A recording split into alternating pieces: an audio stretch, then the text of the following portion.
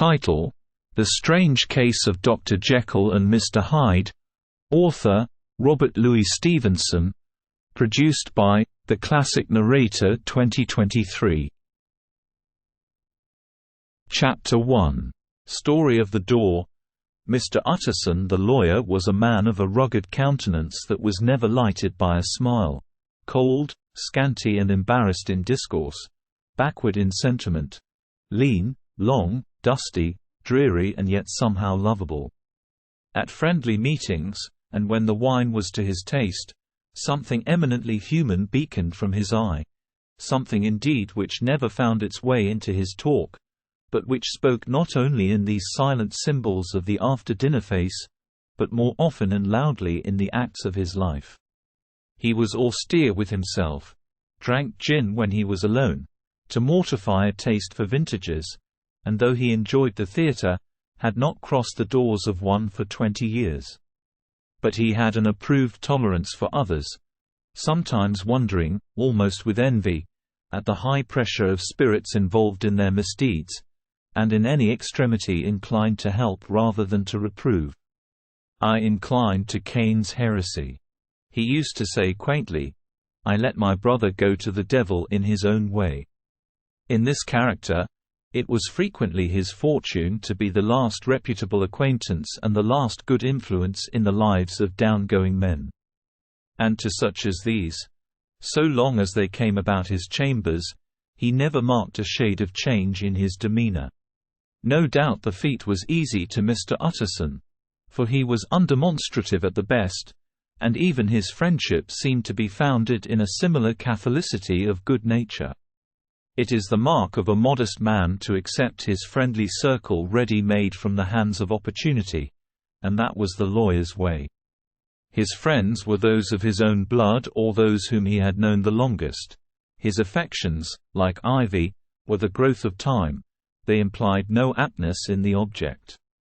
Hence, no doubt the bond that united him to Mr. Richard Enfield, his distant kinsman, the well-known man about town. It was a nut to crack for many, what these two could see in each other, or what subject they could find in common. It was reported by those who encountered them in their Sunday walks, that they said nothing, looked singularly dull and would hail with obvious relief the appearance of a friend. For all that, the two men put the greatest store by these excursions, counted them the chief jewel of each week, and not only set aside occasions of pleasure, but even resisted the calls of business, that they might enjoy them uninterrupted. It chanced on one of these rambles that their way led them down a by-street in a busy quarter of London. The street was small and what is called quiet, but it drove a thriving trade on the weekdays. The inhabitants were all doing well, it seemed, and all emulously hoping to do better still, and laying out the surplus of their grains in coquetry, so that the shop fronts stood along that thoroughfare with an air of invitation, like rows of smiling saleswomen. Even on Sunday, when it veiled its more florid charms and lay comparatively empty of passage, the street shone out in contrast to its dingy neighborhood, like a fire in a forest, and with its freshly painted shutters, well-polished brasses, and general cleanliness and gaiety of note, instantly caught and pleased the eye of the passenger. Two doors from one corner, on the left hand going east, the line was broken by the entry of a court, and just at that point a certain sinister block of building thrust forward its gable on the street. It was 2 stories high, showed no window, nothing but a door on the lower story and a blind forehead of discolored wall on the upper, and bore in every feature the marks of prolonged and sordid negligence. The door, which was equipped with neither bell nor knocker, was blistered and distained. Tramps slouched into the recess and struck matches on the panels. Children kept shop upon the steps. The schoolboy had tried his knife on the mouldings, and for close on a generation, no one had appeared to drive away these random visitors or to repair their ravages. Mr. Enfield and the lawyer were on the other side of the by-street, but when they came abreast of the entry, the former lifted up his cane and pointed. "Did you ever remark that door?" he asked. And when his companion had replied in the affirmative, "It is connected in my mind," added he, "with a very odd story." "Indeed," said Mr. Utterson, with a slight change of voice. "And what was that?" "Well, it was this way," returned Mr. Enfield. "I was coming home from some place at the end of the world, about 3 o'clock of a black winter morning, and my way lay through a part of town where there was literally nothing to be seen but lamps. Street after street, and all the folks asleep, street after street, all lighted up as if for a procession and all as empty as a church, till at last I got into that state of mind when a man listens and listens and begins to long for the sight of a policeman. All at once, I saw 2 figures, one a little man who was stumping along eastward at a good walk, and the other a girl of maybe 8 or 10 who was running as hard as she was able down a cross street. Well, sir, the 2 ran into one another naturally enough at the corner, and then came the horrible part of the thing, for the man trampled calmly over the child's body and left her screaming on the ground. It sounds nothing to hear, but it was hellish to see. It wasn't like a man. It was like some damned juggernaut. I gave a few halloo, took to my heels, collared my gentleman, and brought him back to where there was already quite a group about the screaming child. He was perfectly cool and made no resistance, but gave me one look, so ugly that it brought out the sweat on me like running. The people who had turned out were the girl's own family, and pretty soon, the doctor, for whom she had been sent, put in his appearance. Well, the child was not much the worse. More frightened, according to the sawbones, and there you might have supposed would be an end to it. But there was one curious circumstance. I had taken a loathing to my gentleman at first sight. So had the child's family, which was only natural. But the doctor's case was what struck me. He was the usual cut-and-dry apothecary, of no particular age and colour, with a strong Edinburgh accent and about as emotional as a bagpipe. Well, sir, he was like the rest of us. Every time he looked at my prisoner, I saw that Sawbones turned sick and white with the desire to kill him. I knew what was in his mind, just as he knew what was in mine. And killing being out of the question, we did the next best. We told the man we could and would make such a scandal out of this as should make his name stink from one end of London to the other. If he had any friends or any credit, we undertook that he should lose them. And all the time, as we were pitching it in red hot, we were keeping the women off him as best we could, for they were as wild as harpies. I never saw a circle of such hateful faces. And there was the man in the middle, with a kind of black sneering coolness, frightened too, I could see that, but carrying it off, sir, really like Satan. "If you choose to make capital out of this accident," said he, "I am naturally helpless. No gentleman but wishes to avoid a scene," says he. "Name your figure." Well, we screwed him up to £100 for the child's family. He would have clearly liked to stick out, but there was something about the lot of us that meant mischief, and at last he struck. The next thing was to get the money, and where do you think he carried us but to that place with the door? Whipped out a key, went in, and presently came back with the matter of £10 in gold and a cheque for the balance on Coutts's, drawn payable to bearer and signed with a name that I can't mention, though it's one of the points of my story. But it was a name at least very well known and often printed. The figure was stiff, but the signature was good for more than that if it was only genuine. I took the liberty of pointing out to my gentleman that the whole business looked apocryphal, and that a man does not, in real life, walk into a cellar door at 4 in the morning and come out with another man's cheque for close upon £100. But he was quite easy and sneering. "Set your mind at rest," says he. "I will stay with you till the banks open and cash the cheque myself."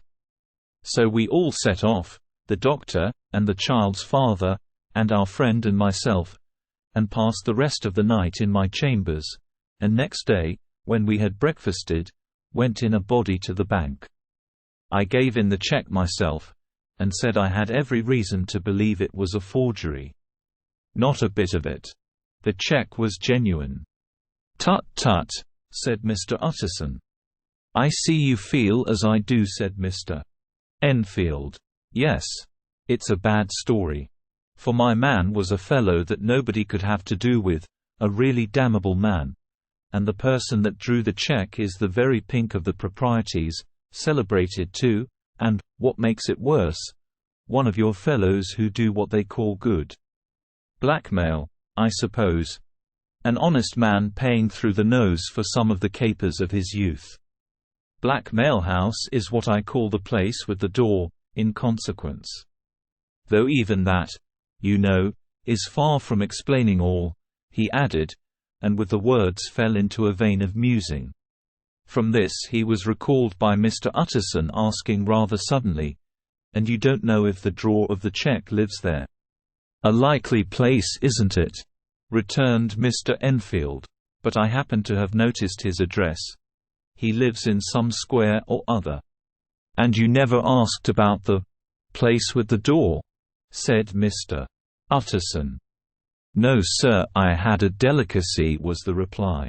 "I feel very strongly about putting questions. It partakes too much of the style of the Day of Judgment. You start a question, and it's like starting a stone. You sit quietly on the top of a hill, and away the stone goes, starting others, and presently some bland old bird, the last you would have thought of, is knocked on the head in his own back garden and the family have to change their name. No, sir, I make it a rule of mine. The more it looks like Queer Street, the less I ask." "A very good rule too," said the lawyer. "But I have studied the place for myself," continued Mr. Enfield. "It seems scarcely a house. There is no other door, and nobody goes in or out of that one but, once in a great while, the gentleman of my adventure. There are 3 windows looking on the court on the first floor. None below. The windows are always shut but they're clean. And then there is a chimney which is generally smoking. So somebody must live there. And yet it's not so sure. For the buildings are so packed together about the court, that it's hard to say where one ends and another begins." The pair walked on again for a while in silence. And then Enfield said, "Mr. Utterson, that's a good rule of yours." "Yes, I think it is," returned Enfield. "But for all that," continued the lawyer, "there's one point I want to ask. I want to ask the name of that man who walked over the child." "Well," said Mr. Enfield, "I can't see what harm it would do. It was a man of the name of Hyde." Said Mr. Utterson. "What sort of a man is he to see?" "He is not easy to describe. There is something wrong with his appearance. Something displeasing, something downright detestable. I never saw a man I so disliked, and yet I scarce know why. He must be deformed somewhere. He gives a strong feeling of deformity, although I couldn't specify the point. He's an extraordinary looking man, and yet I really can name nothing out of the way. No, sir, I can make no hand of it. I can't describe him. And it's not want of memory, for I declare I can see him this moment." Mr. Utterson again walked some way in silence and obviously under a weight of consideration. "You are sure he used a key?" he inquired at last. "My dear sir," began Enfield, surprised out of himself. "Yes, I know," said Utterson. "I know it must seem strange. The fact is, if I do not ask you the name of the other party, it is because I know it already. You see, Richard, your tale has gone home. If you have been inexact in any point you had better correct it."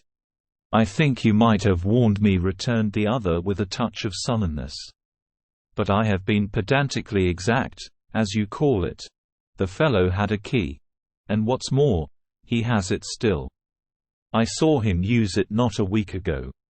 Mr. Utterson sighed deeply but said never a word, and the young man presently resumed.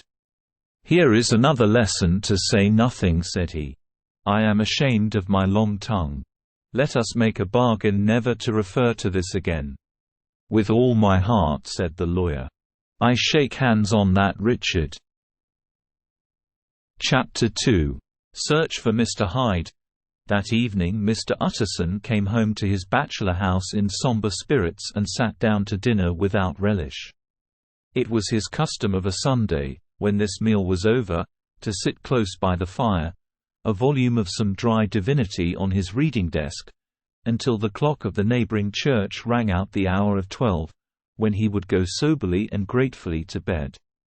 On this night, however, as soon as the cloth was taken away, he took up a candle and went into his business room. There he opened his safe, took from the most private part of it a document endorsed on the envelope as Dr. Jekyll's will, and sat down with a clouded brow to study its contents. The will was holograph, for Mr. Utterson, though he took charge of it now that it was made, had refused to lend the least assistance in the making of it.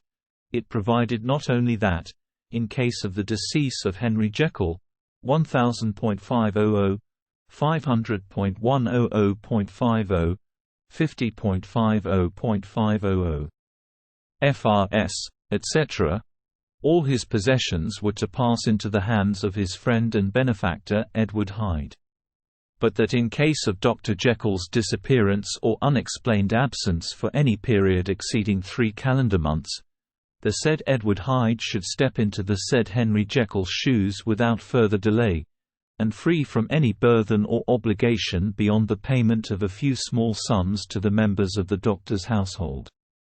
This document had long been the lawyer's eyesore.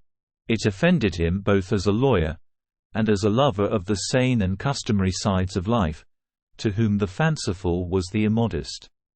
And hitherto it was his ignorance of Mr. Hyde that had swelled his indignation. Now, by a sudden turn, it was his knowledge.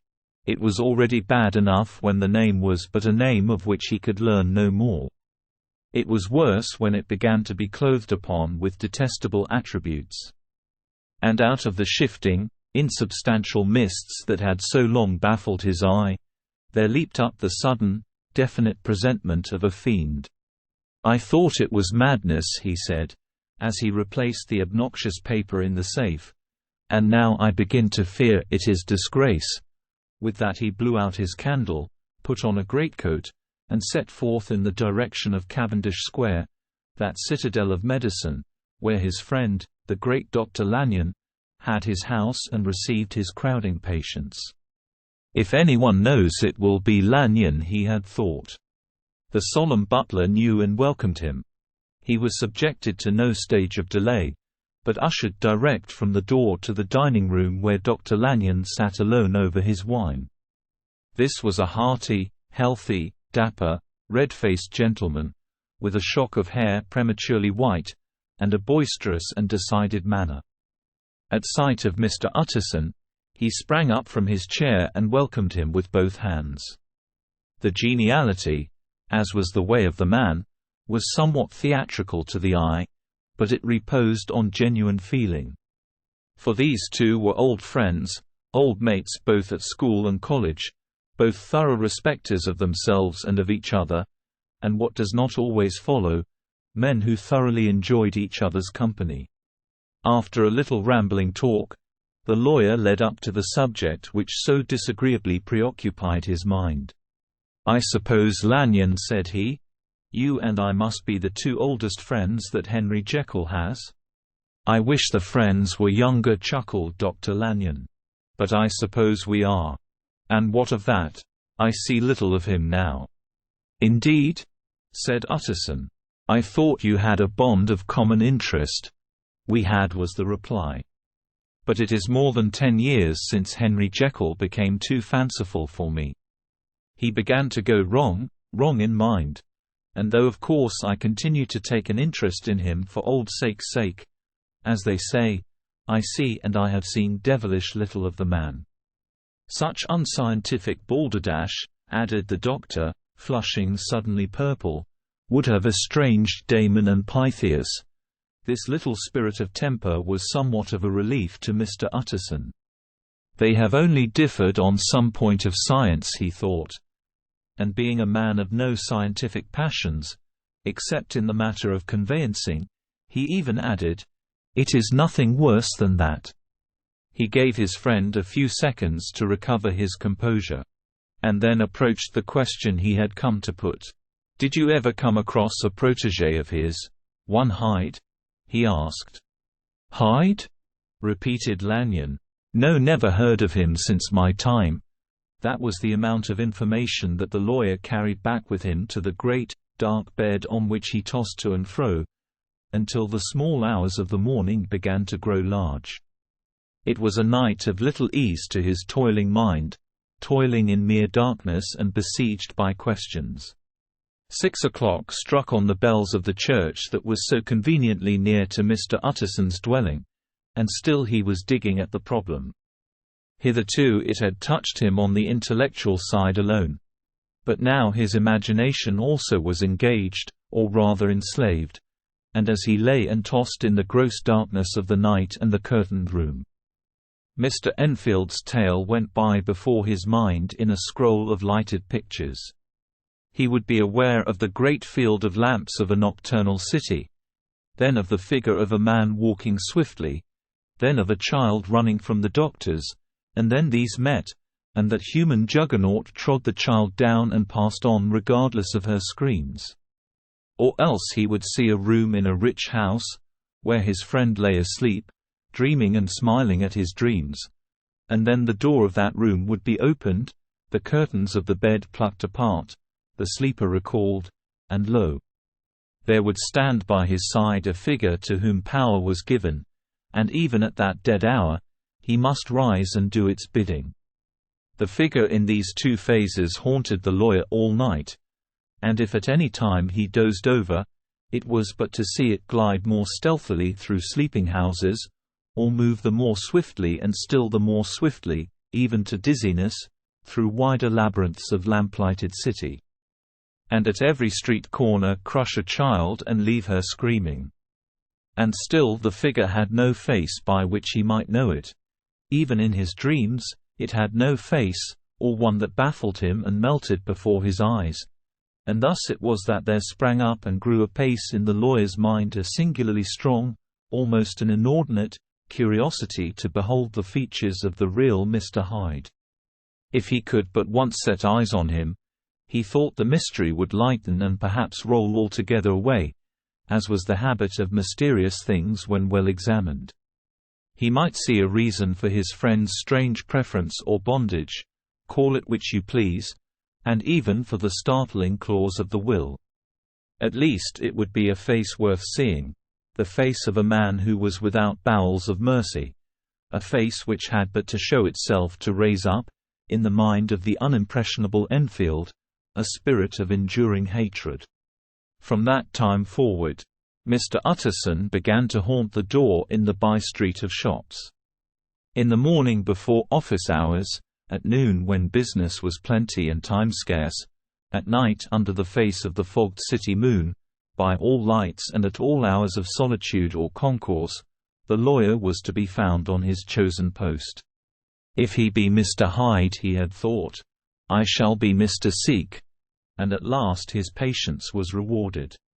It was a fine dry night, frost in the air, the streets as clean as a ballroom floor, the lamps, unshaken by any wind, drawing a regular pattern of light and shadow.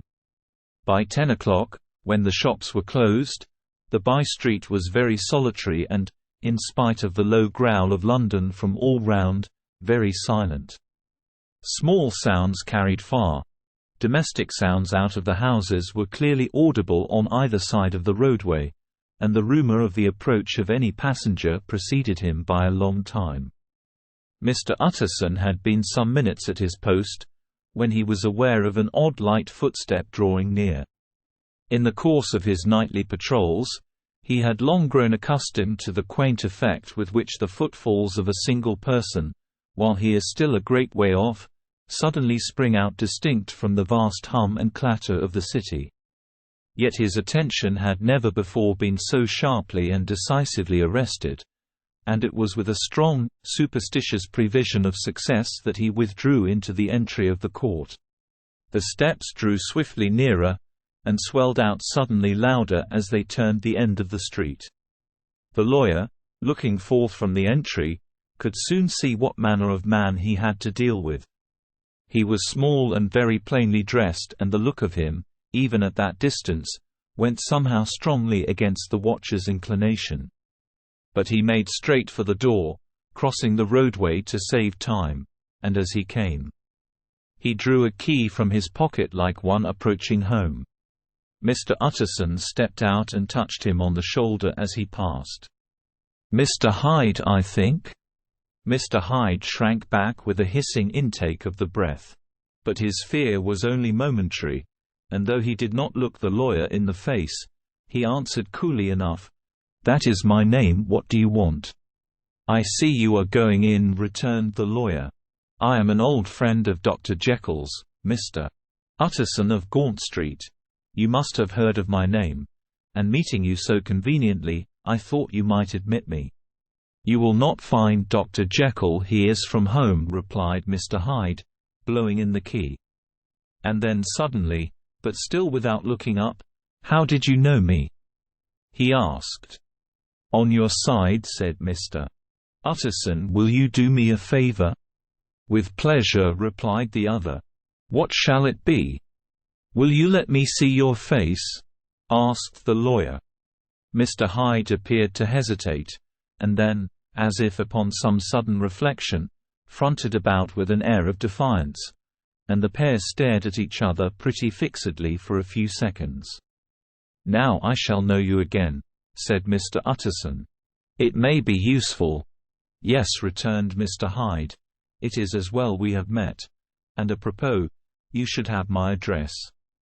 And he gave a number of a street in Soho.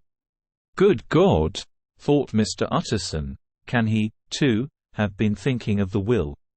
But he kept his feelings to himself and only grunted in acknowledgment of the address. "And now," said the other, "how did you know me?" "By description," was the reply. "Whose description?" "We have common friends," said Mr. Utterson. "Common friends," echoed Mr. Hyde, a little hoarsely. "Who are they?" "Jekyll, for instance," said the lawyer. "He never told you," cried Mr. Hyde, with a flush of anger. "I did not think you would have lied." "Come," said Mr. Utterson, "that is not fitting language." The other snarled aloud into a savage laugh, and the next moment, with extraordinary quickness, he had unlocked the door and disappeared into the house. The lawyer stood a while when Mr. Hyde had left him, the picture of disquietude. Then he began slowly to mount the street, pausing every step or two and putting his hand to his brow like a man in mental perplexity. The problem he was thus debating as he walked was one of a class that is rarely solved. Mr. Hyde was pale and dwarfish. He gave an impression of deformity without any nameable malformation. He had a displeasing smile. He had borne himself to the lawyer with a sort of murderous mixture of timidity and boldness, and he spoke with a husky, whispering and somewhat broken voice. All these were points against him, but not all of these together could explain the hitherto unknown disgust, loathing and fear with which Mr. Utterson regarded him. "There must be something else," said the perplexed gentleman. "There is something more, if I could find a name for it. God bless me, the man seems hardly human. Something troglodytic, shall we say? Or can it be the old story of Dr. Fell? Or is it the mere radiance of a foul soul that thus transpires through, and transfigures, its clay continent? The last, I think. For, oh my poor old Harry Jekyll, if ever I read Satan's signature upon a face, it is on that of your new friend." Round the corner from the by-street, there was a square of ancient, handsome houses, now for the most part decayed from their high estate and let in flats and chambers to all sorts and conditions of men, map engravers, architects, shady lawyers and the agents of obscure enterprises. One house, however, second from the corner, was still occupied entire, and at the door of this, which wore a great air of wealth and comfort, Though it was now plunged in darkness except for the fanlight, Mr. Utterson stopped and knocked. A well-dressed, elderly servant opened the door. "Is Dr. Jekyll at home, Poole?" asked the lawyer. "I will see Mr. Utterson," said Poole, admitting the visitor, as he spoke, into a large, low-roofed, comfortable hall paved with flags, warmed, after the fashion of a country house, by a bright, open fire, and furnished with costly cabinets of oak. "Will you wait here by the fire, sir? Or shall I give you a light in the dining room?" "Here, thank you," said the lawyer, and he drew near and leaned on the tall fender. This hall, in which he was now left alone, was a pet fancy of his friend the doctor's, and Utterson himself was wont to speak of it as the pleasantest room in London. But tonight there was a shudder in his blood. The face of Hyde sat heavy on his memory. He felt, what was rare with him, a nausea and distaste of life, and in the gloom of his spirits, he seemed to read a menace in the flickering of the firelight on the polished cabinets and the uneasy starting of the shadow on the roof. He was ashamed of his relief, when Poole presently returned to announce that Dr. Jekyll was gone out. "I saw Mr. Hyde go in by the old dissecting room, Poole," he said. "Is that right? When Dr. Jekyll is from home?" "Quite right, Mr. Utterson, sir," replied the servant. "Mr. Hyde has a key. Your master seems to repose a great deal of trust in that young man, Poole," resumed the other musingly. "Yes, sir, he does indeed," said Poole. "We have all orders to obey him." "I do not think I ever met Mr. Hyde?" asked Utterson. "Oh dear no, sir, he never dines here," replied the butler. "Indeed, we see very little of him on this side of the house.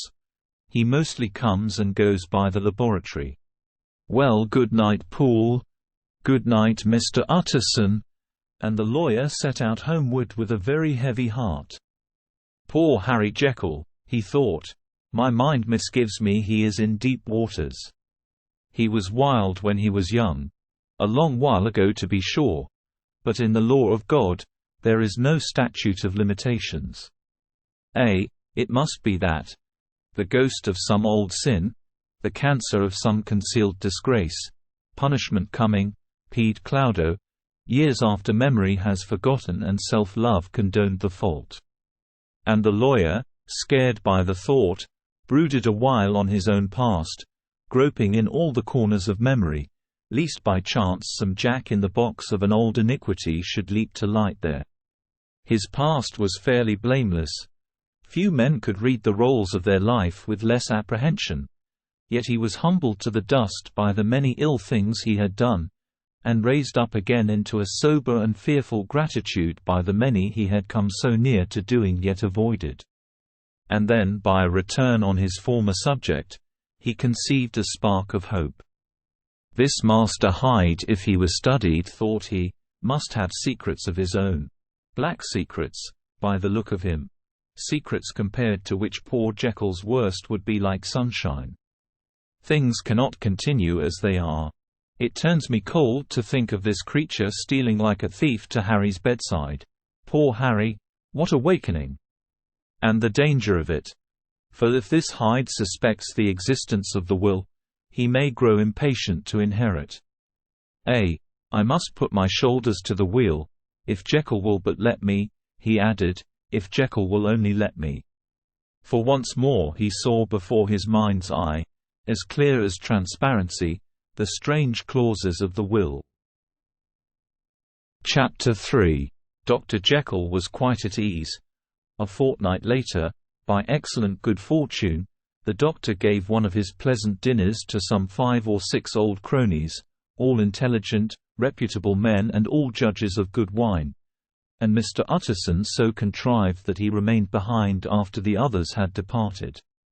This was no new arrangement, but a thing that had befallen many scores of times. Where Utterson was liked, he was liked well. Hosts loved to detain the dry lawyer, when the light-hearted and loose-tongued had already their foot on the threshold. They liked to sit a while in his unobtrusive company, practicing for solitude, sobering their minds in the man's rich silence after the expense and strain of gaiety. To this rule, Dr. Jekyll was no exception, and as he now sat on the opposite side of the fire, a large, well-made, smooth-faced man of 50, with something of a sleeish cast perhaps, but every mark of capacity and kindness, you could see by his looks that he cherished for Mr. Utterson a sincere and warm affection. "I have been wanting to speak to you," Jekyll began the latter. "You know that will of yours?" A close observer might have gathered that the topic was distasteful, but the doctor carried it off gaily. "My poor Utterson," said he, "you are unfortunate in such a client. I never saw a man so distressed as you were by my will, unless it were that hide-bound pedant, Lanyon, at what he called my scientific heresies. Oh, I know he's a good fellow, you needn't frown, an excellent fellow, and I always mean to see more of him, but a hide-bound pedant for all that, an ignorant, blatant pedant. I was never more disappointed in any man than Lanyon. You know I never approved of it," pursued Utterson, ruthlessly disregarding the fresh topic. "My will? Yes, certainly I know that," said the doctor, a trifle sharply. "You have told me so." "Well, I tell you so again," continued the lawyer. "I have been learning something of young Hyde." The large handsome face of Dr. Jekyll grew pale to the very lips, and there came a blackness about his eyes. "I do not care to hear more," said he. "This is a matter I thought we had agreed to drop." "What I heard was abominable," said Utterson. "It can make no change. You do not understand my position," returned the doctor, with a certain incoherency of manner. "I am painfully situated, Utterson. My position is a very strange one. It is one of those affairs that cannot be mended by talking." "Jekyll," said Utterson, "you know me. I am a man to be trusted. Make a clean breast of this in confidence, and I make no doubt I can get you out of it." "My good Utterson," said the doctor, "this is very good of you, this is downright good of you, and I cannot find words to thank you in. I believe you fully. I would trust you before any man alive, before myself, if I could make the choice. But indeed it isn't what you fancy. It is not as bad as that. And just to put your good heart at rest, I will tell you one thing. The moment I choose, I can be rid of Mr. Hyde. I give you my hand upon that. And I thank you again and again.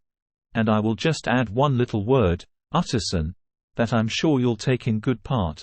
This is a private matter, and I beg of you to let it sleep." Utterson reflected a little, looking in the fire.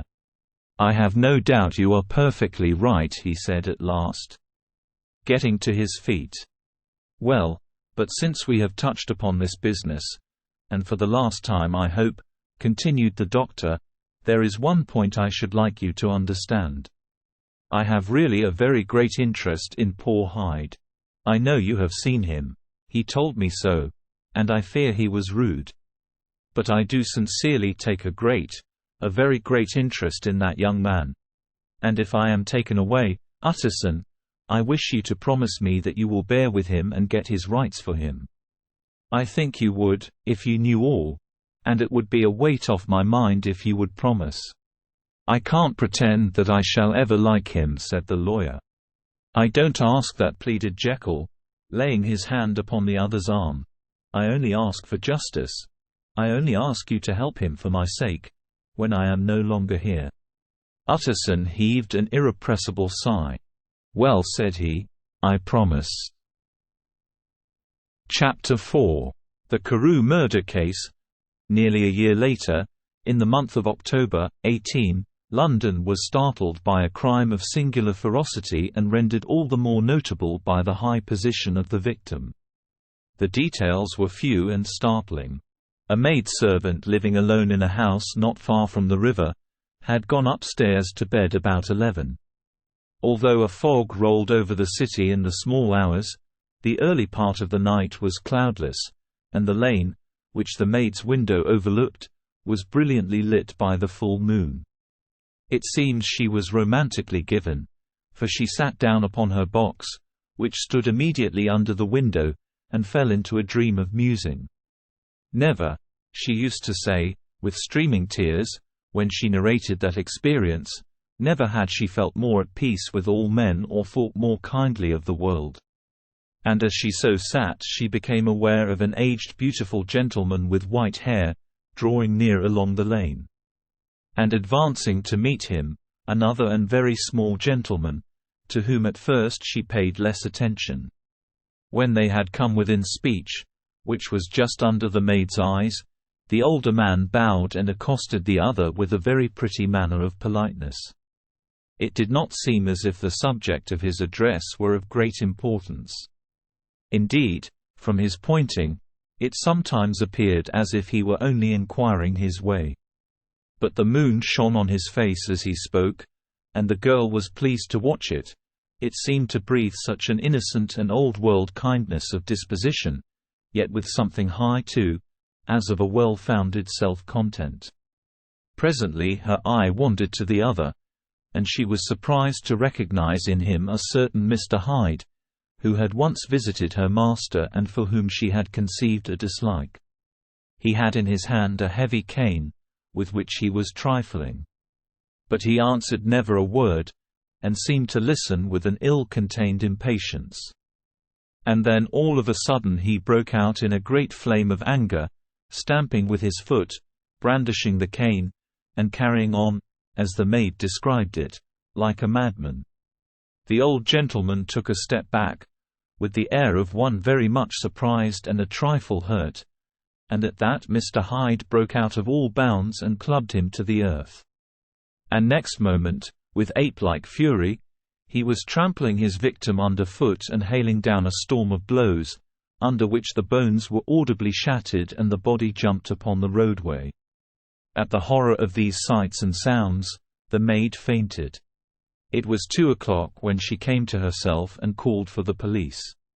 The murderer was gone long ago, but there lay his victim in the middle of the lane, incredibly mangled. The stick with which the deed had been done, although it was of some rare and very tough and heavy wood, had broken in the middle under the stress of this insensate cruelty, and one splintered half had rolled in the neighboring gutter, the other, without doubt, had been carried away by the murderer. A purse and gold watch were found upon the victim, but no cards or papers, except a sealed and stamped envelope, which he had been probably carrying to the post, and which bore the name and address of Mr. Utterson. This was brought to the lawyer the next morning, before he was out of bed, and he had no sooner seen it and been told the circumstances, than he shot out a solemn lip. "I shall say nothing till I have seen the body," said he. "This may be very serious. Have the kindness to wait while I dress." And with the same grave countenance he hurried through his breakfast and drove to the police station, whither the body had been carried. As soon as he came into the cell, he nodded. "Yes," said he, "I recognize him. I am sorry to say that this is Sir Danvers Carew." "Good God, sir!" exclaimed the officer. "Is it possible?" And the next moment his eye lighted up with professional ambition. "This will make a deal of noise," he said. "And perhaps you can help us to the man," and he briefly narrated what the maid had seen, and showed the broken stick. Mr. Utterson had already quailed at the name of Hyde, but when the stick was laid before him, he could doubt no longer. Broken and battered as it was, he recognized it for one that he had himself presented many years before to Henry Jekyll. "Is this Mr. Hyde a person of small stature?" he inquired. "Particularly small and particularly wicked-looking, is what the maid calls him," said the officer. Mr. Utterson reflected, and then, raising his head, "If you will come with me in my cab," he said, "I think I can take you to his house." It was by this time about 9 in the morning, and the first fog of the season. A great chocolate-colored pall lowered over heaven, but the wind was continually charging and rooting these embattled vapors. So that as the cab crawled from street to street, Mr. Utterson beheld a marvelous number of degrees and hues of twilight. For here it would be dark like the back end of evening. And there would be a glow of a rich, lurid brown, like the light of some strange conflagration. And here, for a moment, the fog would be quite broken up, and a haggard shaft of daylight would glance in between the swirling wreaths. The dismal quarter of Soho seen under these changing glimpses, with its muddy ways, and slatternly passengers, and its lamps, which had never been extinguished or had been kindled afresh to combat this mournful reinvasion of darkness, seemed, in the lawyer's eyes, like a district of some city in a nightmare. The thoughts of his mind, besides, were of the gloomiest dye. And when he glanced at the companion of his drive, he was conscious of some touch of that terror of the law and the law's officers, which may at times assail the most honest. As the cab drew up before the address indicated, the fog lifted a little and showed him a dingy street, a gin palace, a low French eating-house, a shop for the retail of penny numbers and two-penny salads, many ragged children huddled in the doorways, and many women of many different nationalities passing out, key in hand, to have a morning glass. And the next moment the fog settled down again upon that part, as brown as umber, and cut him off from his blackguardly surroundings. This was the home of Henry Jekyll's favourite, of a man who was heir to £250,000. An ivory-faced and silvery-haired old woman opened the door. She had an evil face, smoothed by hypocrisy, but her manners were excellent.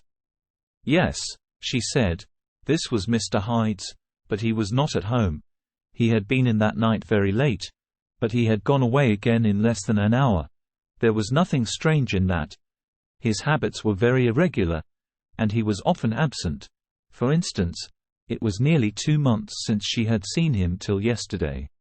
"Very well, then we wish to see his rooms," said the lawyer.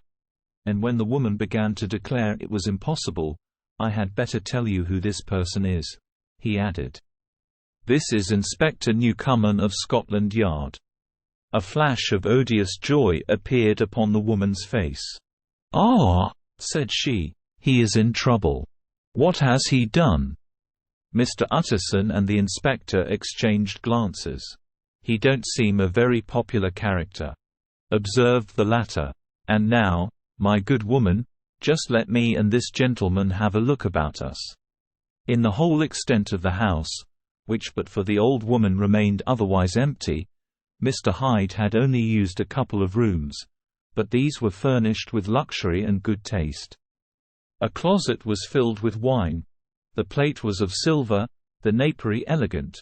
A good picture hung upon the walls, a gift, as Utterson supposed, from Henry Jekyll, who was much of a connoisseur, and the carpets were of many plies and agreeable in color. At this moment, however, the rooms bore every mark of having been recently and hurriedly ransacked. Clothes lay about the floor, with their pockets inside out, lock-fast drawers stood open, and on the hearth there lay a pile of grey ashes, as though many papers had been burned. From these embers the inspector disinterred the butt end of a green cheque-book, which had resisted the action of the fire. The other half of the stick was found behind the door. And as this clinched his suspicions, the officer declared himself delighted.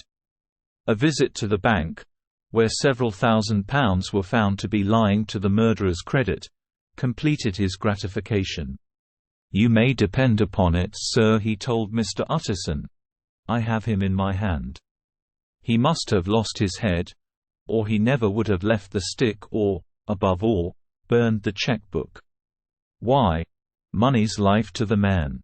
We have nothing to do but wait for him at the bank, and get out the handbills." This last, however, was not so easy of accomplishment, for Mr. Hyde had numbered few familiars. Even the master of the servant maid had only seen him twice. His family could nowhere be traced. He had never been photographed, and the few who could describe him differed widely, as common observers will. Only on one point were they agreed, and that was the haunting sense of unexpressed deformity with which the fugitive impressed his beholders. Chapter 5. Incident of the letter. It was late in the afternoon, when Mr. Utterson found his way to Dr. Jekyll's door, where he was at once admitted by Poole, and carried down by the kitchen offices and across a yard which had once been a garden, to the building which was indifferently known as the laboratory or dissecting rooms. The doctor had bought the house from the heirs of a celebrated surgeon, and his own tastes being rather chemical than anatomical, had changed the destination of the block at the bottom of the garden. It was the first time that the lawyer had been received in that part of his friend's quarters, and he eyed the dingy, windowless structure with curiosity, and gazed round with a distasteful sense of strangeness as he crossed the theatre, once crowded with eager students and now lying gaunt and silent, the tables laden with chemical apparatus, the floor strewn with crates and littered with packing straw, and the light falling dimly through the foggy cupola. At the further end, a flight of stairs mounted to a door covered with red baize, and through this, Mr. Utterson was at last received into the doctor's cabinet. It was a large room fitted round with glass presses, furnished, among other things, with a cheval glass and a business table, and looking out upon the court by 3 dusty windows barred with iron. The fire burned in the grate. A lamp was set lighted on the chimney shelf, for even in the houses the fog began to lie thickly, and there, close up to the warmth, sat Dr. Jekyll, looking deathly sick. He did not rise to meet his visitor, but held out a cold hand and bade him welcome in a changed voice. "And now," said Mr. Utterson, as soon as Poole had left them, "you have heard the news." The doctor shuddered. "They were crying it in the square," he said. "I heard them in my dining room." "One word," said the lawyer. "Carew was my client, but so are you, and I want to know what I am doing. You have not been mad enough to hide this fellow?" "Utterson, I swear to God," cried the doctor. "I swear to God I will never set eyes on him again. I bind my honor to you that I am done with him in this world. It is all at an end. And indeed he does not want my help. You do not know him as I do. He is safe, he is quite safe. Mark my words, he will never more be heard of." The lawyer listened gloomily. He did not like his friend's feverish manner. "You seem pretty sure of him," said he, "and for your sake, I hope you may be right. If it came to a trial, your name might appear." "I am quite sure of him," replied Jekyll. "I have grounds for certainty that I cannot share with anyone. But there is one thing on which you may advise me. I have received a letter, and I am at a loss whether I should show it to the police. I should like to leave it in your hands, Utterson. You would judge wisely, I am sure. I have so great a trust in you." "You fear, I suppose, that it might lead to his detection?" asked the lawyer. "No," said the other. "I cannot say that I care what becomes of Hyde. I am quite done with him. I was thinking of my own character, which this hateful business has rather exposed." Utterson ruminated a while. He was surprised at his friend's selfishness, and yet relieved by it. "Well," said he, at last, "let me see the letter." The letter was written in an odd, upright hand and signed Edward Hyde, and it signified, briefly enough, that the writer's benefactor, Drive Jekyll, whom he had long so unworthily repaid for 1,000 generosities, need labor under no alarm for his safety, as he had means of escape on which he placed a sure dependence.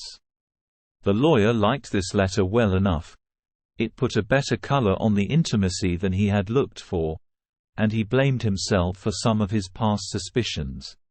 "Have you the envelope?" he asked. "I burned it," replied Jekyll, "before I thought what I was about. But it bore no postmark.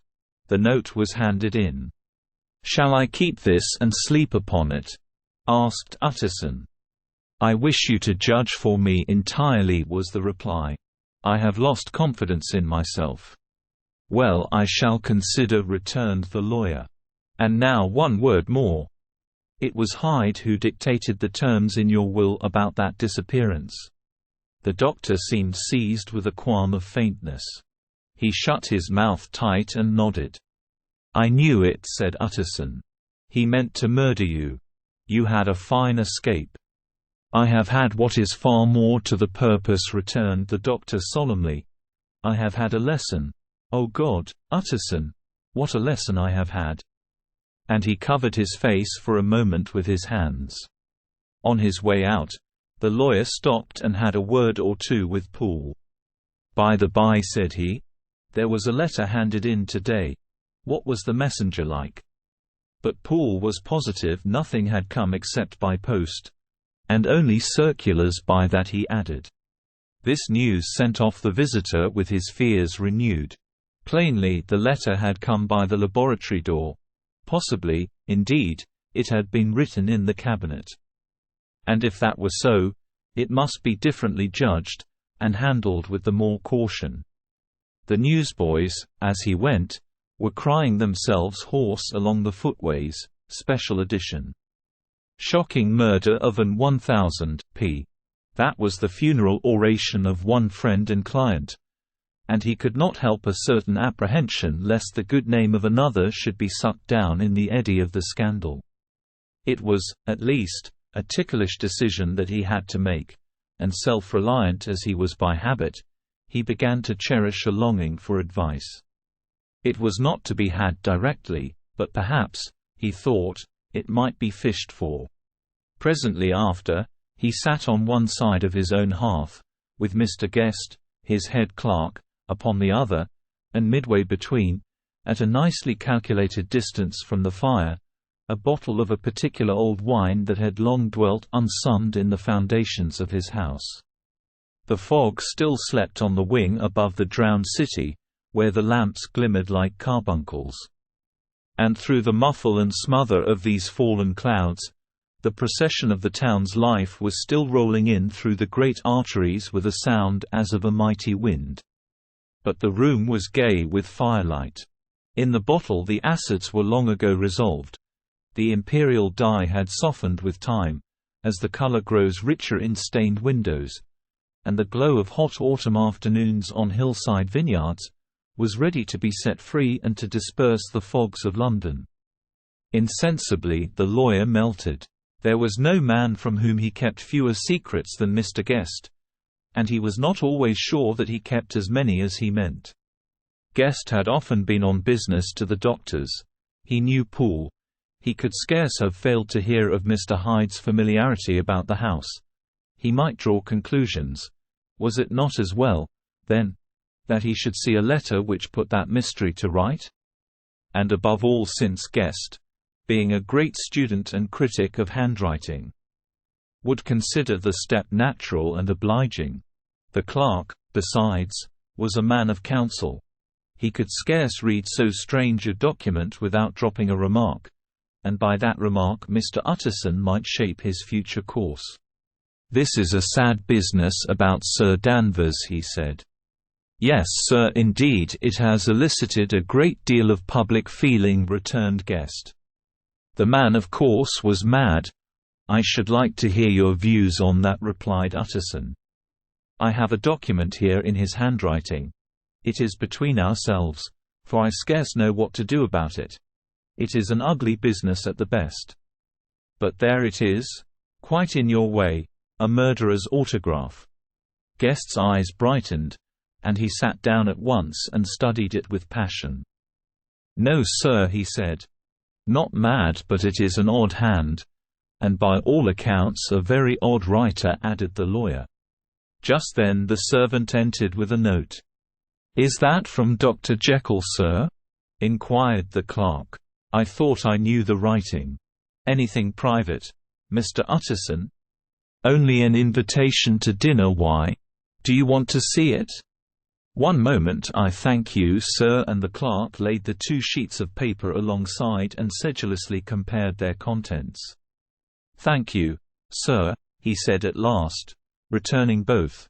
"It's a very interesting autograph." There was a pause, during which Mr. Utterson struggled with himself.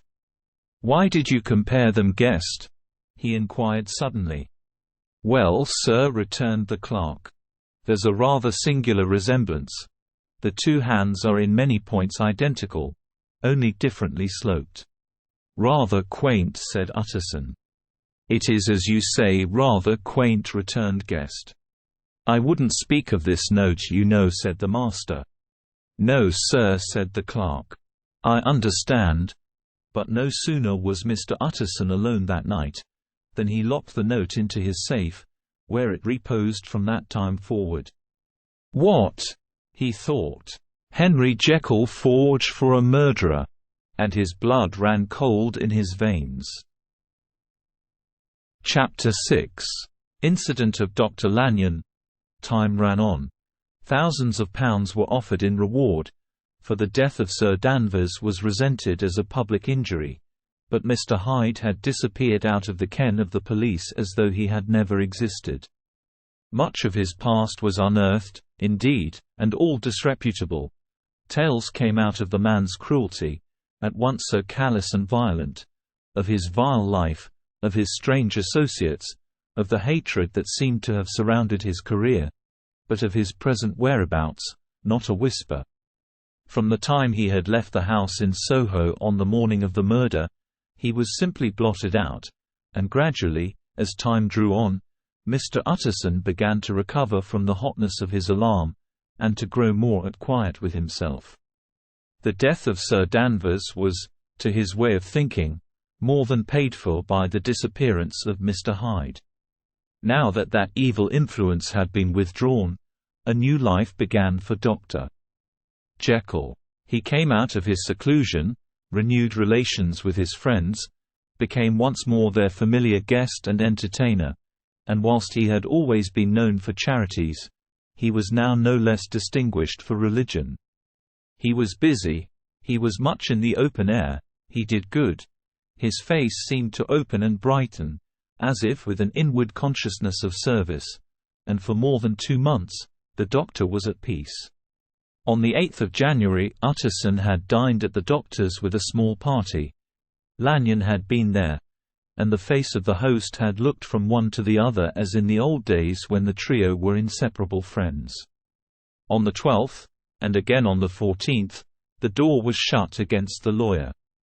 The doctor was confined to the house, Paul said, and saw no one. On the 15th, he tried again, and was again refused, and having now been used for the last 2 months to see his friend almost daily, he found this return of solitude to weigh upon his spirits. The 5th night he had in Guest to dine with him, and the 6th he betook himself to Dr. Lanyon's. There at least he was not denied admittance, but when he came in, he was shocked at the change which had taken place in the doctor's appearance. He had his death warrant written legibly upon his face. The rosy man had grown pale, his flesh had fallen away, he was visibly balder and older, and yet it was not so much these tokens of a swift physical decay that arrested the lawyer's notice, as a look in the eye and quality of manner that seemed to testify to some deep-seated terror of the mind. It was unlikely that the doctor should fear death, and yet that was what Utterson was tempted to suspect. Yes, he thought, he is a doctor, he must know his own state and that his days are counted, and the knowledge is more than he can bear. And yet when Utterson remarked on his ill looks, it was with an air of great firmness that Lanyon declared himself a doomed man. "I have had a shock," he said, "and I shall never recover. It is a question of weeks. Well, life has been pleasant. I liked it. Yes, sir, I used to like it. I sometimes think if we knew all, we should be more glad to get away." "Jekyll is ill too," observed Utterson. "Have you seen him?" But Lanyon's face changed, and he held up a trembling hand. "I wish to see or hear no more of Dr. Jekyll," he said in a loud, unsteady voice. "I am quite done with that person, and I beg that you will spare me any allusion to one whom I regard as dead." "Tut, tut," said Mr. Utterson. And then after a considerable pause, "Can't I do anything?" he inquired. "We are three very old friends, Lanyon. We shall not live to make others." "Nothing can be done," returned Lanyon. "Ask himself." "He will not see me," said the lawyer. "I am not surprised at that," was the reply. "Some day, Utterson, after I am dead, you may perhaps come to learn the right and wrong of this. I cannot tell you. And in the meantime, if you can sit and talk with me of other things, for God's sake, stay and do so. But if you cannot keep clear of this accursed topic, then in God's name, go, for I cannot bear it." As soon as he got home, Utterson sat down and wrote to Jekyll, complaining of his exclusion from the house, and asking the cause of this unhappy break with Lanyon, and the next day brought him a long answer. Often very pathetically worded, and sometimes darkly mysterious in drift. The quarrel with Lanyon was incurable. "I do not blame our old friend," Jekyll wrote, "but I share his view that we must never meet. I mean from henceforth to lead a life of extreme seclusion. You must not be surprised, nor must you doubt my friendship, if my door is often shut even to you. You must suffer me to go my own dark way. I have brought on myself a punishment and a danger that I cannot name. If I am the chief of sinners, I am the chief of sufferers also. I could not think that this earth contained a place for sufferings and terrors so unmanning, and you can do but one thing, Utterson, to lighten this destiny, and that is to respect my silence." Utterson was amazed. The dark influence of Hyde had been withdrawn. The doctor had returned to his old tasks and amities. A week ago, the prospect had smiled with every promise of a cheerful and an honored age, and now in a moment, friendship and peace of mind, and the whole tenor of his life were wrecked. So great and unprepared a change pointed to madness. But in view of Lanyon's manner and words, there must lie for it some deeper ground. A week afterwards Dr. Lanyon took to his bed, and in something less than a fortnight he was dead. The night after the funeral, at which he had been sadly affected, Utterson locked the door of his business room, and sitting there by the light of a melancholy candle, drew out and set before him an envelope addressed by the hand and sealed with the seal of his dead friend. "Private. For the hands of G. J. Utterson alone, and in case of his predecease to be destroyed unread," so it was emphatically superscribed, and the lawyer dreaded to behold the contents. "I have buried one friend today," he thought. "What if this should cost me another?" And then he condemned the fear as a disloyalty, and broke the seal. Within there was another enclosure, likewise sealed, and marked upon the cover as not to be opened till the death or disappearance of Dr. Henry Jekyll. Utterson could not trust his eyes. Yes, it was disappearance. Here again, as in the mad will which he had long ago restored to its author, here again were the idea of a disappearance and the name of Henry Jekyll bracketed. But in the will, that idea had sprung from the sinister suggestion of the man Hyde. It was set there with a purpose all too plain and horrible. Written by the hand of Lanyon, what should it mean? A great curiosity came on the trustee, to disregard the prohibition and dive at once to the bottom of these mysteries. But professional honor and faith to his dead friend were stringent obligations, and the packet slept in the inmost corner of his private safe. It is one thing to mortify curiosity, another to conquer it, and it may be doubted if. From that day forth, Utterson desired the society of his surviving friend with the same eagerness. He thought of him kindly, but his thoughts were disquieted and fearful. He went to call indeed, but he was perhaps relieved to be denied admittance. Perhaps, in his heart, he preferred to speak with Poole upon the doorstep and surrounded by the air and sounds of the open city, rather than to be admitted into that house of voluntary bondage, and to sit and speak with its inscrutable recluse. Poole had, indeed, no very pleasant news to communicate. The doctor, it appeared, now more than ever confined himself to the cabinet over the laboratory, where he would sometimes even sleep. He was out of spirits, he had grown very silent, he did not read. It seemed as if he had something on his mind. Utterson became so used to the unvarying character of these reports that he fell off little by little in the frequency of his visits. Chapter 7. Incident at the window. It chanced on Sunday, when Mr. Utterson was on his usual walk with Mr. Enfield, that their way lay once again through the by-street, and that when they came in front of the door, both stopped to gaze on it. "Well," said Enfield, "that story's at an end at least. We shall never see more of Mr. Hyde." "I hope not," said Utterson. "Did I ever tell you that I once saw him, and shared your feeling of repulsion?" "It was impossible to do the one without the other," returned Enfield. "And by the way, what an ass you must have thought me, not to know that this was a back way to Dr. Jekyll's. It was partly your own fault that I found it out, even when I did." "So you found it out, did you?" said Utterson. "But if that be so, we may step into the court and take a look at the windows. To tell you the truth, I am uneasy about poor Jekyll, and even outside, I feel as if the presence of a friend might do him good." The court was very cool and a little damp, and full of premature twilight, although the sky, high up overhead, was still bright with sunset. The middle one of the three windows was halfway open, and sitting close beside it, taking the air with an infinite sadness of mien, like some disconsolate prisoner, Utterson saw Dr. Jekyll. "What, Jekyll?" he cried. "I trust you are better." "I am very low," Utterson replied the doctor drearily, "very low. It will not last long, thank God." "You stay too much indoors," said the lawyer. "You should be out, whipping up the circulation like Mr. Enfield and me. This is my cousin, Mr. Enfield. Drive. Jekyll. Come now. Get your hat and take a quick turn with us."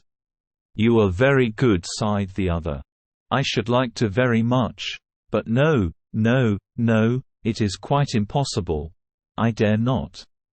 "But indeed, Utterson, I am very glad to see you. This is really a great pleasure. I would ask you and Mr. Enfield up, but the place is really not fit." "Why then," said the lawyer, good-naturedly, "the best thing we can do is to stay down here and speak with you from where we are." "That is just what I was about to venture to propose," returned the doctor with a smile. But the words were hardly uttered, before the smile was struck out of his face and succeeded by an expression of such abject terror and despair, as froze the very blood of the two gentlemen below. They saw it but for a glimpse, for the window was instantly thrust down, but that glimpse had been sufficient, and they turned and left the court without a word. In silence, too, they traversed the by-street, and it was not until they had come into a neighboring thoroughfare, where even upon a Sunday there were still some stirrings of life, that Mr. Utterson at last turned and looked at his companion.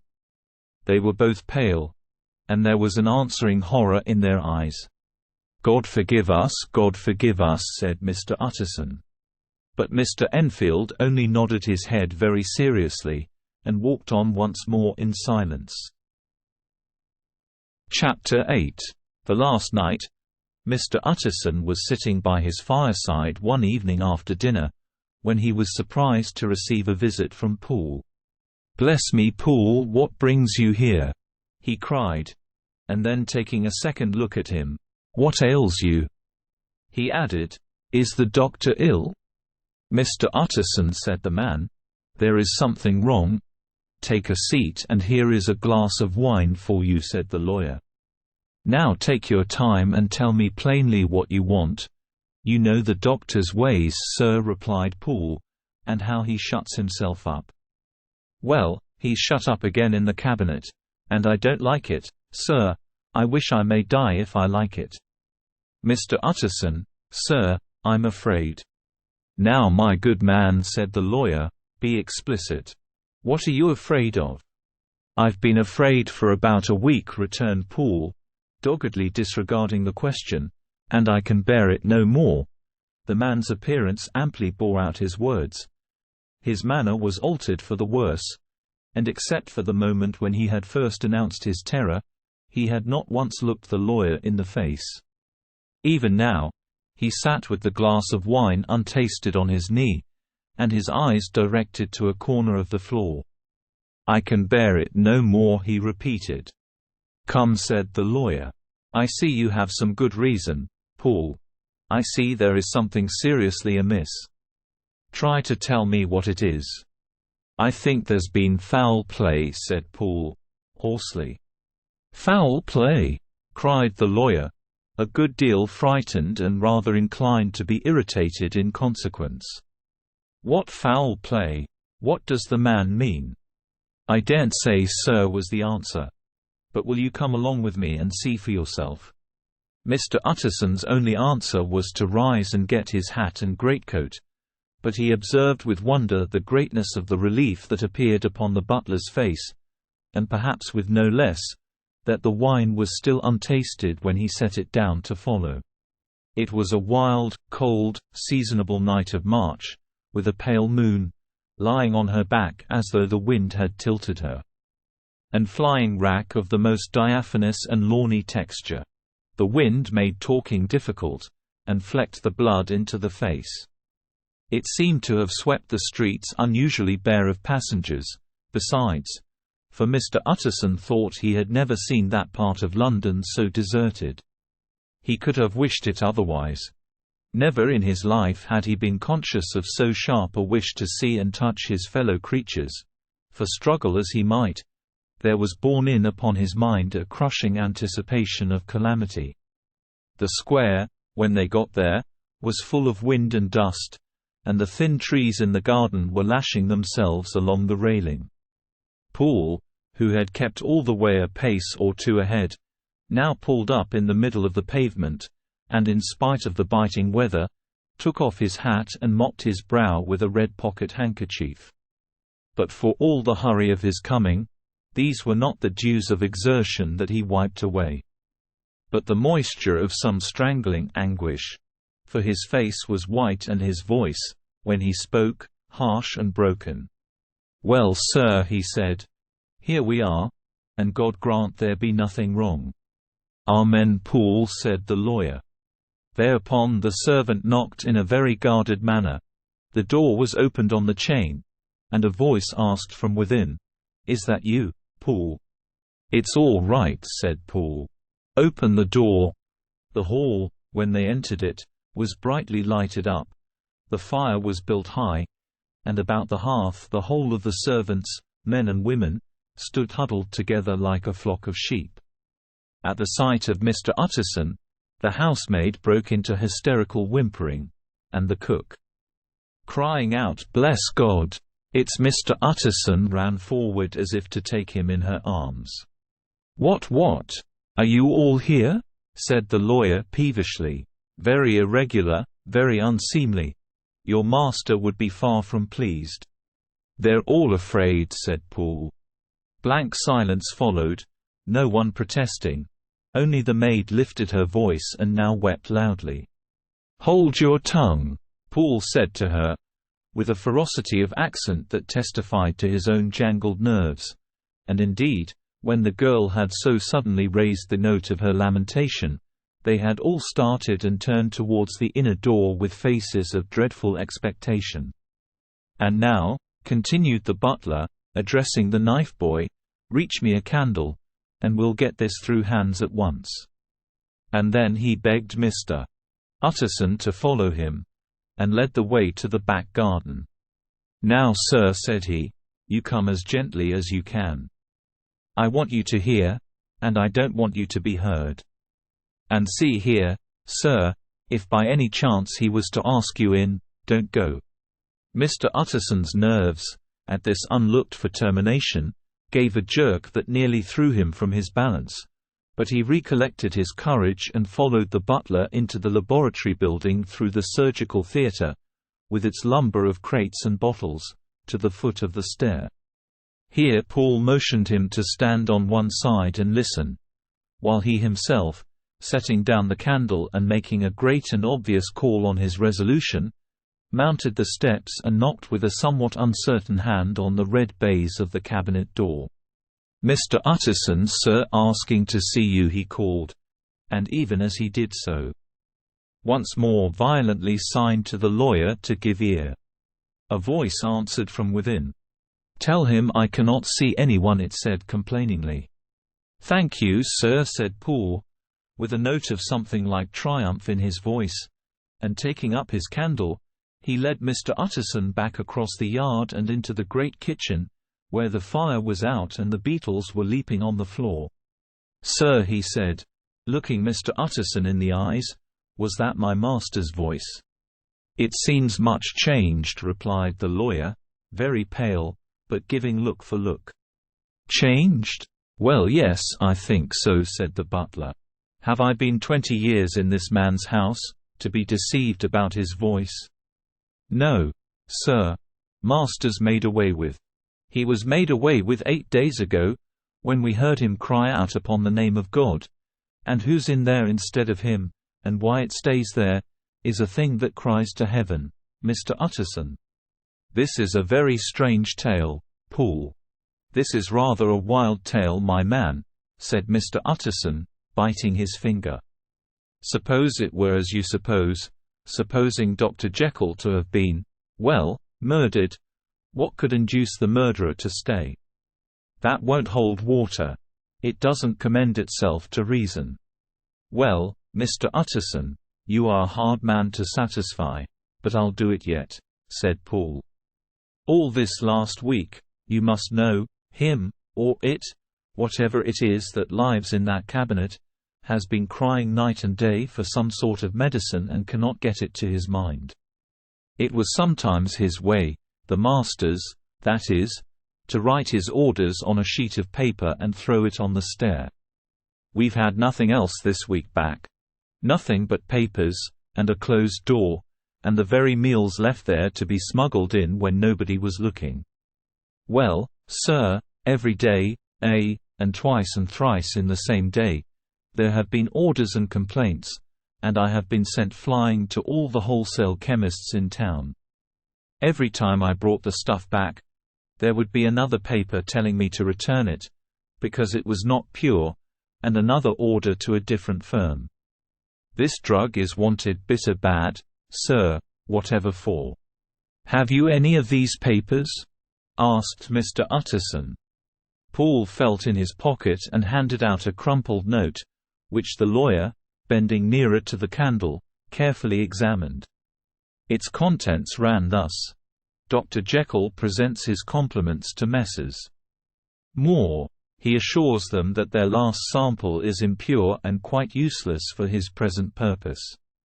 In the year 18, Dr. J purchased a somewhat large quantity from 1000 ESSRS. 1000.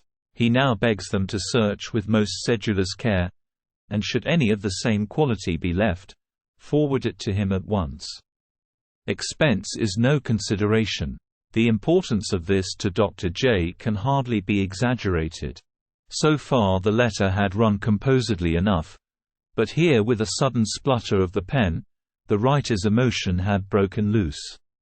"For God's sake," he added, "find me some of the old. This is a strange note," said Mr. Utterson, and then sharply, "How do you come to have it open?" "The man at Moore's was main angry, sir, and he threw it back to me like so much dirt," returned Poole. "This is unquestionably the doctor's hand, do you know?" resumed the lawyer. "I thought it looked like it," said the servant rather sulkily. And then, with another voice, "But what matters hand of right?" he said. "I've seen him." "Seen him?" repeated Mr. Utterson. "Well?" "That's it," said Poole. "It was this way. I came suddenly into the theatre from the garden. It seems he had slipped out to look for this drug or whatever it is, for the cabinet door was open, and there he was at the far end of the room digging among the crates. He looked up when I came in, gave a kind of cry, and whipped upstairs into the cabinet. It was but for 1 minute that I saw him, but the hair stood upon my head like quills. Sir, if that was my master, why had he a mask upon his face? If it was my master, why did he cry out like a rat, and run from me? I have served him long enough. And then, the man paused and passed his hand over his face. These are all very strange circumstances, said Mr. Utterson, but I think I begin to see daylight. Your master, Paul, is plainly seized with one of those maladies that both torture and deform the sufferer. Hence, for aught I know, the alteration of his voice. Hence the mask and the avoidance of his friends. Hence his eagerness to find this drug, by means of which the poor soul retains some hope of ultimate recovery. God grant that he be not deceived. There is my explanation. It is sad enough, Paul, and appalling to consider, but it is plain and natural, hangs well together, and delivers us from all exorbitant alarms. Sir, said the butler, turning to a sort of mottled pallor, that thing was not my master, and there's the truth. My master, here he looked round him and began to whisper, is a tall, fine build of a man, and this was more of a dwarf. Utterson attempted to protest. Oh, sir, cried Poole. Do you think I do not know my master after 20 years? Do you think I do not know where his head comes to in the cabinet door, where I saw him every morning of my life? No, sir. That thing in the mask was never Dr. Jekyll.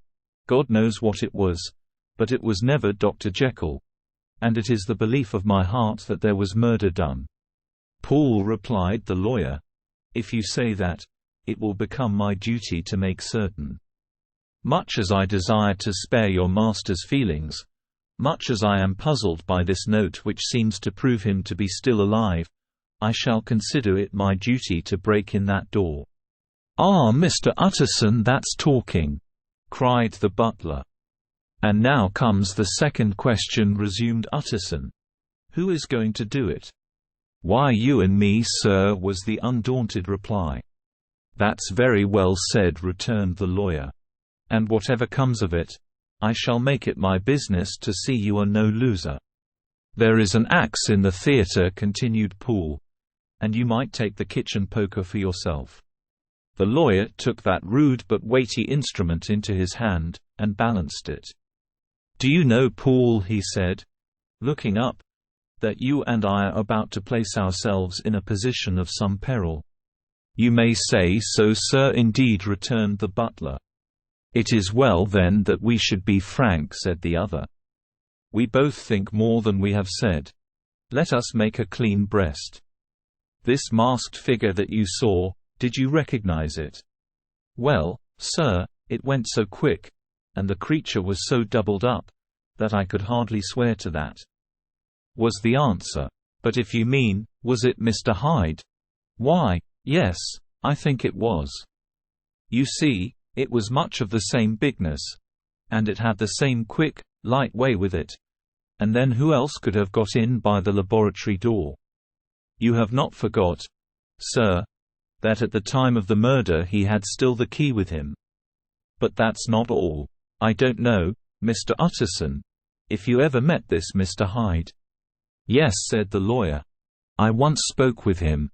Then you must know as well as the rest of us that there was something queer about that gentleman, something that gave a man a turn. I don't know rightly how to say it, sir, beyond this, that you felt in your marrow kind of cold and thin. I own I felt something of what you described, said Mr. Utterson. Quite so, sir, returned Poole.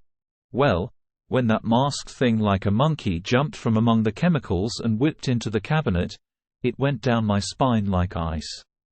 Oh, I know it's not evidence, Mr. Utterson. I'm book-learned enough for that. But a man has his feelings, and I give you my Bible word it was Mr. Hyde. Said the lawyer. My fears incline to the same point.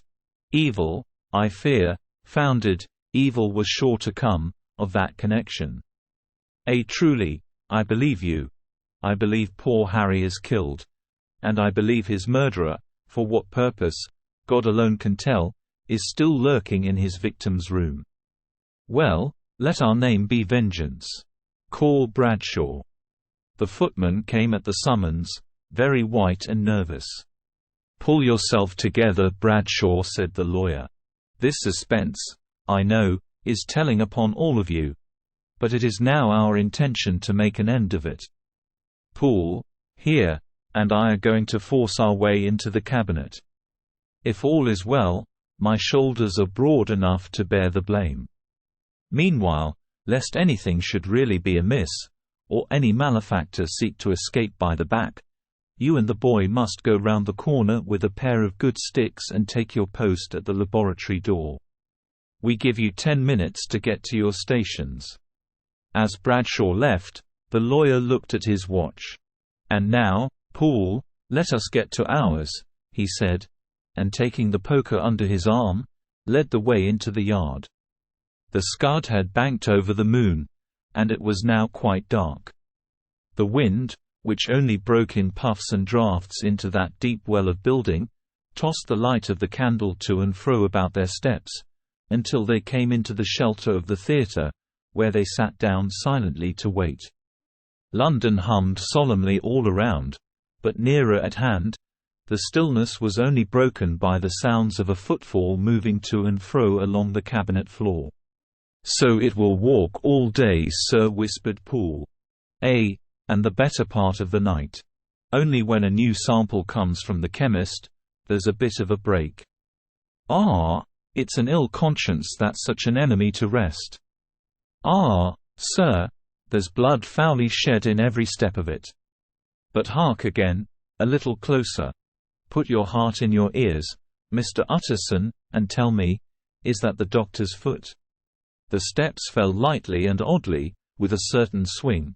For all they went so slowly, it was different indeed from the heavy creaking tread of Henry Jekyll. Utterson sighed. "Is there never anything else?" he asked. Poole nodded. "Once," he said. "Once I heard it weeping." "Weeping? How that?" said the lawyer, conscious of a sudden chill of horror. "Weeping like a woman or a lost soul," said the butler. "I came away with that upon my heart, that I could have wept too." But now the 10 minutes drew to an end. Poole disinterred the axe from under a stack of packing straw. The candle was set upon the nearest table to light them to the attack, and they drew near with bated breath to where that patient foot was still going up and down, in the quiet of the night. "Jekyll," cried Utterson, with a loud voice. "I demand to see you." He paused a moment, but there came no reply.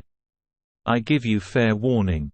Our suspicions are aroused, and I must and shall see you," he resumed, "if not by fair means, then by foul, if not of your consent, then by brute force." "Utterson," said the voice, "for God's sake have mercy." "Ah, that's not Jekyll's voice. It's Hyde's," cried Utterson. "Down with the door, Poole." Poole swung the axe over his shoulder. The blow shook the building, and the red baize door leaped against the lock and hinges. A dismal screech, as of mere animal terror, rang from the cabinet. Up went the axe again, and again the panels crashed and the frame bounded. 4 times the blow fell, but the wood was tough and the fittings were of excellent workmanship, and it was not until the 5th that the lock burst and the wreck of the door fell inwards on the carpet. The besiegers, appalled by their own riot and the stillness that had succeeded, stood back a little and peered in. There lay the cabinet before their eyes in the quiet lamplight, a good fire glowing and chattering on the hearth, the kettle singing its thin strain, a drawer or two open, papers neatly set forth on the business table, and nearer the fire, the things laid out for tea, the quietest room, you would have said. And, but for the glazed presses full of chemicals, the most commonplace that night in London. Right in the middle there lay the body of a man sorely contorted and still twitching. They drew near on tiptoe, turned it on its back and beheld the face of Edward Hyde. He was dressed in clothes far too large for him, clothes of the doctor's bigness. The chords of his face still moved with a semblance of life, But life was quite gone, and by the crushed file in the hand and the strong smell of kernels that hung upon the air, Utterson knew that he was looking on the body of a self-destroyer. "We have come too late," he said sternly, "whether to save or punish. Hyde is gone to his account, and it only remains for us to find the body of your master." The far greater proportion of the building was occupied by the theatre, which filled almost the whole ground story and was lighted from above, and by the cabinet, which formed an upper story at one end and looked upon the court. A corridor joined the theatre to the door on the by-street, and with this the cabinet communicated separately by a second flight of stairs. There were besides a few dark closets and a spacious cellar. All these they now thoroughly examined. Each closet needed but a glance, for all were empty, and all, by the dust that fell from their doors, had stood long unopened. The cellar, indeed, was filled with crazy lumber, mostly dating from the times of the surgeon who was Jekyll's predecessor, but even as they opened the door they were advertised of the uselessness of further search, by the fall of a perfect mat of cobweb which had for years sealed up the entrance. Nowhere was there any trace of Henry Jekyll, dead or alive. Poole stamped on the flags of the corridor. "He must be buried here," he said, hearkening to the sound. "Or he may have fled," said Utterson. And he turned to examine the door in the by-street. It was locked, and lying near-by on the flags, they found the key, already stained with rust. "This does not look like use," observed the lawyer. "Use?" echoed Poole. "Do you not see, sir, it is broken, much as if a man had stamped on it."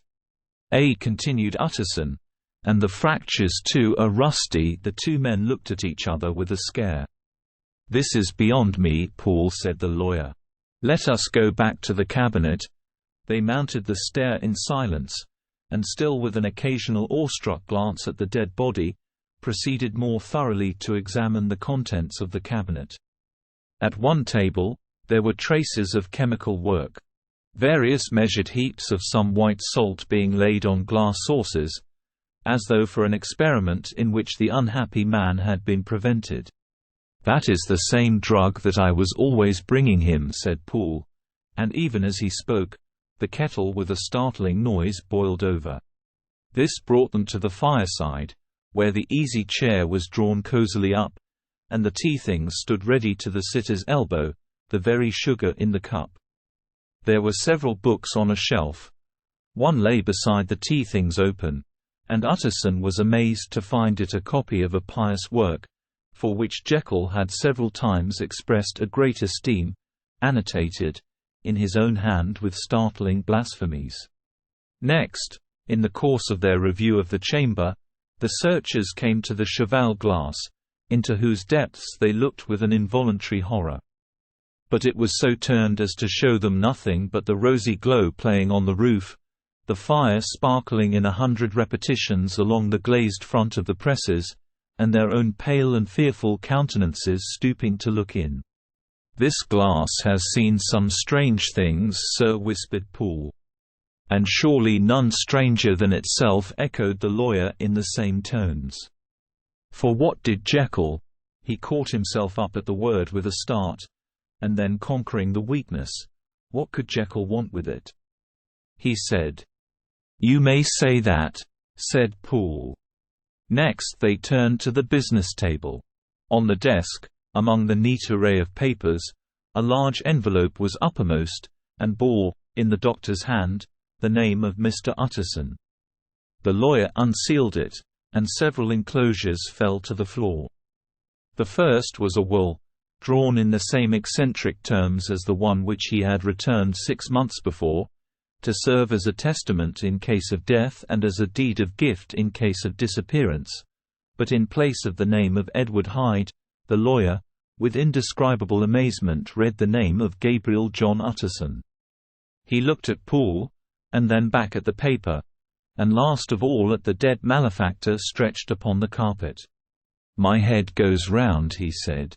"He has been all these days in possession. He had no cause to like me. He must have raged to see himself displaced. And he has not destroyed this document. He caught up the next paper. It was a brief note in the doctor's hand and dated at the top. "Oh, Paul!" the lawyer cried. "He was alive and here this day. He cannot have been disposed of in so short a space. He must be still alive. He must have fled. And then, why fled? And how? And in that case, can we venture to declare this suicide? Oh, we must be careful. I foresee that we may yet involve your master in some dire catastrophe." "Why don't you read it, sir?" asked Paul. "Because I fear," replied the lawyer solemnly. "God grant I have no cause for it." And with that he brought the paper to his eyes and read as follows: "My dear Utterson, when this shall fall into your hands, I shall have disappeared. Under what circumstances I have not the penetration to foresee, but my instinct and all the circumstances of my nameless situation tell me that the end is sure and must be early. Go then, and first read the narrative which Lanyon warned me he was to place in your hands. And if you care to hear more, turn to the confession of your unworthy and unhappy friend, Henry Jekyll." "There was a third enclosure?" asked Utterson. "Here, sir," said Poole, and gave into his hands a considerable packet sealed in several places. The lawyer put it in his pocket. "I would say nothing of this paper. If your master has fled or is dead, we may at least save his credit. It is now 10. I must go home and read these documents in quiet, but I shall be back before midnight, when we shall send for the police." They went out, locking the door of the theatre behind them, and Utterson, once more leaving the servants gathered about the fire in the hall, trudged back to his office to read the two narratives in which this mystery was now to be explained. Chapter 9. Dr. Lanyon's narrative. On the 9th of January, now 4 days ago, I received by the evening delivery a registered envelope, addressed in the hand of my colleague and old school companion, Henry Jekyll. I was a good deal surprised by this, for we were by no means in the habit of correspondence. I had seen the man, dined with him, indeed, the night before, and I could imagine nothing in our intercourse that should justify formality of registration. The contents increased my wonder. For this is how the letter ran. The 10th of December 18. Dear Lanyon, you are one of my oldest friends. And although we may have differed at times on scientific questions, I cannot remember, at least on my side, any break in our affection. There was never a day when, if you had said to me, "Jekyll, my life, my honor, my reason, depend upon you," I would not have sacrificed my left hand to help you. Lanyon, my life, my honor, my reason, are all at your mercy. If you fail me tonight, I am lost. You might suppose, after this preface, that I am going to ask you for something dishonorable to grant. Judge for yourself. I want you to postpone all other engagements for tonight. Even if you were summoned to the bedside of an emperor, to take a cab, unless your carriage should be actually at the door, and with this letter in your hand for consultation, to drive straight to my house. Poole, my butler, has his orders. You will find him waiting your arrival with a locksmith.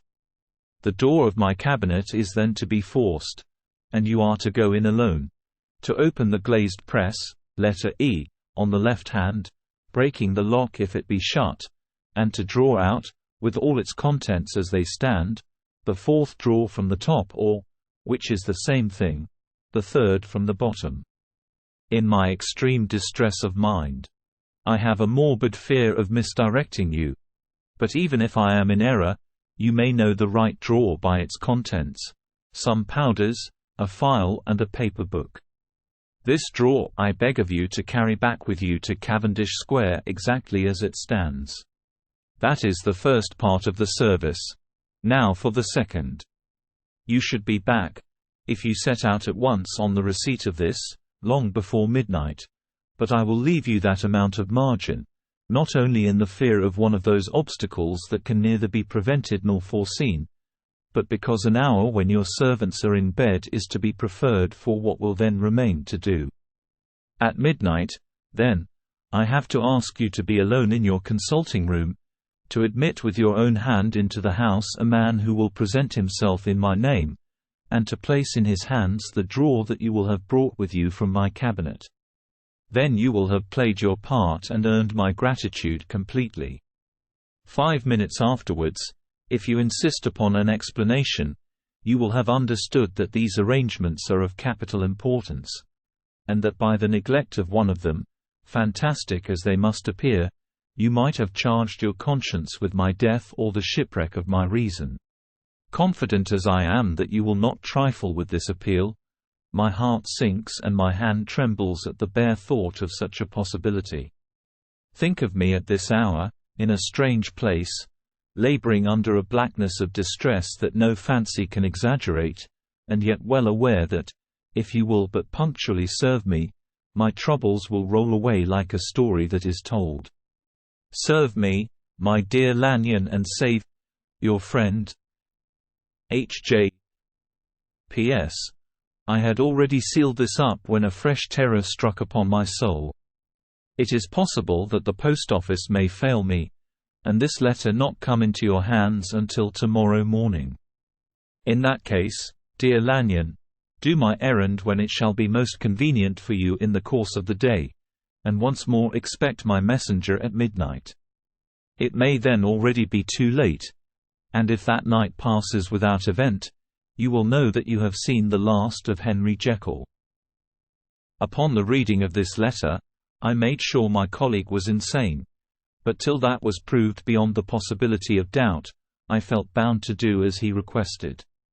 The less I understood of this farrago, the less I was in a position to judge of its importance, and an appeal so worded could not be set aside without a grave responsibility. I rose accordingly from table, got into a hansom, and drove straight to Jekyll's house. The butler was awaiting my arrival. He had received by the same post as mine a registered letter of instruction, and had sent at once for a locksmith and a carpenter. The tradesmen came while we were yet speaking, and we moved in a body to old Dr. Denman's surgical theatre, from which, as you are doubtless aware, Jekyll's private cabinet is most conveniently entered. The door was very strong, the lock excellent. The carpenter avowed he would have great trouble and have to do much damage, if force were to be used, and the locksmith was near despair. But this last was a handy fellow, and after 2 hours' work, the door stood open. The press marked E was unlocked, and I took out the drawer, had it filled up with straw and tied in a sheet, and returned with it to Cavendish Square. Here I proceeded to examine its contents. The powders were neatly enough made up, but not with the nicety of the dispensing chemist, so that it was plain they were of Jekyll's private manufacture, and when I opened one of the wrappers I found what seemed to me a simple crystalline salt of a white color. The phial, to which I next turned my attention, might have been about half full of a blood-red liquor, which was highly pungent to the sense of smell and seemed to me to contain phosphorus and some volatile ether. At the other ingredients I could make no guess. The book was an ordinary version book and contained little but a series of dates. These covered a period of many years, but I observed that the entries ceased nearly a year ago and quite abruptly.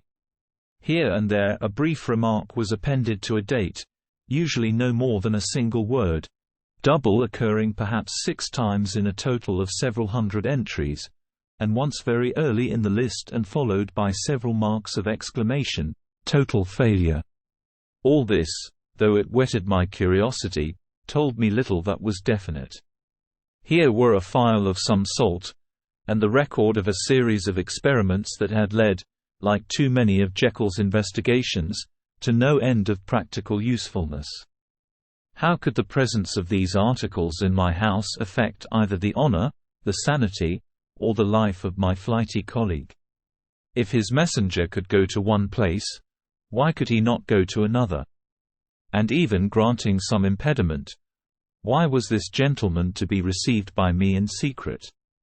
The more I reflected, the more convinced I grew that I was dealing with a case of cerebral disease, and though I dismissed my servants to bed, I loaded an old revolver, that I might be found in some posture of self-defense. 12 o'clock had scarce rung out over London, ere the knocker sounded very gently on the door. I went myself at the summons, and found a small man crouching against the pillars of the portico. "Are you come from Dr. Jekyll?" I asked. He told me yes by a constrained gesture, and when I had bidden him enter, he did not obey me without a searching backward glance into the darkness of the square. There was a policeman not far off, advancing with his bull's eye open, and at the sight, I thought my visitor started and made greater haste. These particulars struck me, I confess, disagreeably, and as I followed him into the bright light of the consulting room, I kept my hand ready on my weapon. Here, at last, I had a chance of clearly seeing him. I had never set eyes on him before, so much was certain. He was small, as I have said. I was struck besides with the shocking expression of his face, with his remarkable combination of great muscular activity and great apparent debility of constitution, and, last but not least, with the odd, subjective disturbance caused by his neighborhood. This bore some resemblance to incipient rigor, and was accompanied by a marked sinking of the pulse. At the time, I set it down to some idiosyncratic, personal distaste, and merely wondered at the acuteness of the symptoms. But I have since had reason to believe the cause to lie much deeper in the nature of man, and to turn on some nobler hinge than the principle of hatred. This person, who had thus, from the first moment of his entrance, struck in me what I can only describe as a disgustful curiosity, was dressed in a fashion that would have made an ordinary person laughable. His clothes, that is to say, although they were of rich and sober fabric, were enormously too large for him in every measurement, the trousers hanging on his legs and rolled up to keep them from the ground, the waist of the coat below his haunches, and the collar sprawling wide upon his shoulders. Strange to relate, this ludicrous accoutrement was far from moving me to laughter.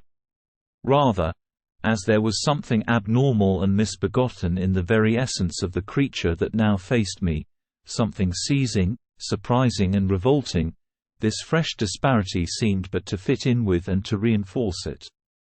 So that to my interest in the man's nature and character, there was added a curiosity as to his origin, his life, his fortune and status in the world. These observations, though they had taken so great a space to be set down in, were yet the work of a few seconds.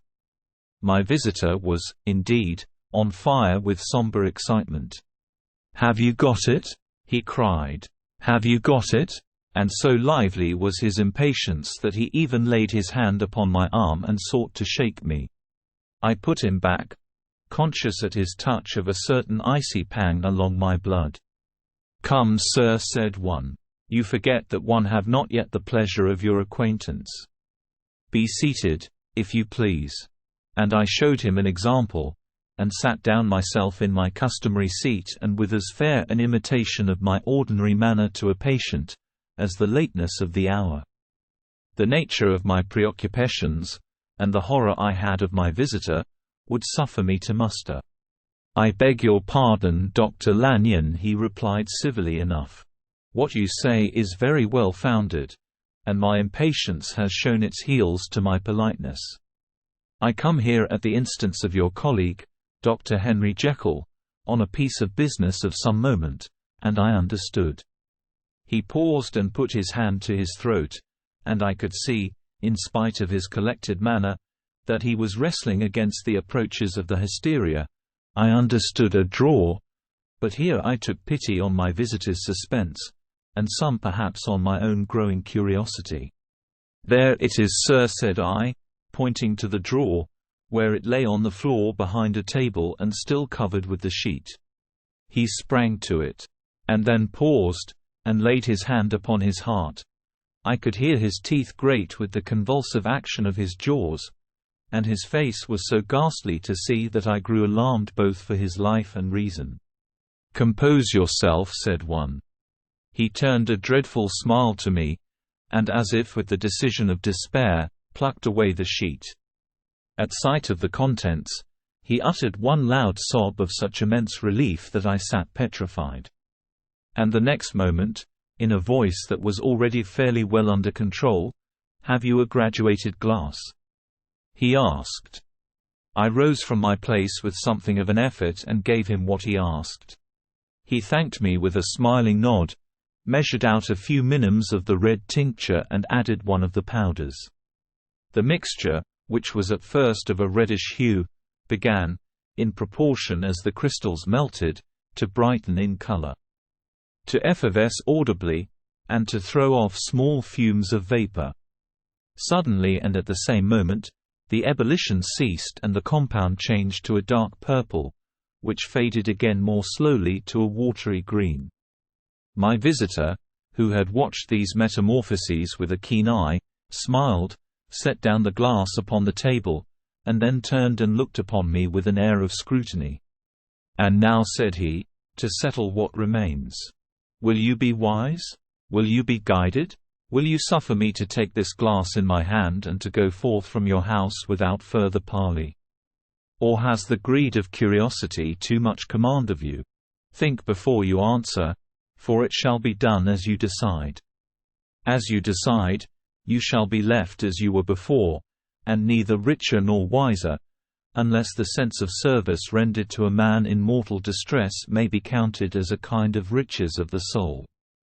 Or, if you shall so prefer to choose, a new province of knowledge and new avenues to fame and power shall be laid open to you, here, in this room, upon the instant, and your sight shall be blasted by a prodigy to stagger the unbelief of Satan." "Sir," said I, affecting a coolness that I was far from truly possessing, "you speak enigmas, and you will perhaps not wonder that I hear you with no very strong impression of belief. But I have gone too far in the way of inexplicable services to pause before I see the end." "It is well," replied my visitor. "Lanyon, you remember your vows. What follows is under the seal of our profession. And now, you who have so long been bound to the most narrow and material views, you who have denied the virtue of transcendental medicine, you who have derided your superiors, behold." He put the glass to his lips and drank at one gulp. A cry followed. He reeled, staggered, clutched at the table and held on, staring with injected eyes, gasping with open mouth. And as I looked there came, I thought, a change. He seemed to swell, his face became suddenly black and the features seemed to melt and alter, and the next moment, I had sprung to my feet and leaped back against the wall, my arms raised to shield me from that prodigy, my mind submerged in terror. "Oh God!" I screamed, and "Oh God!" again and again, for there before my eyes, pale and shaken, and half fainting, and groping before him with his hands, like a man restored from death, there stood Henry Jekyll.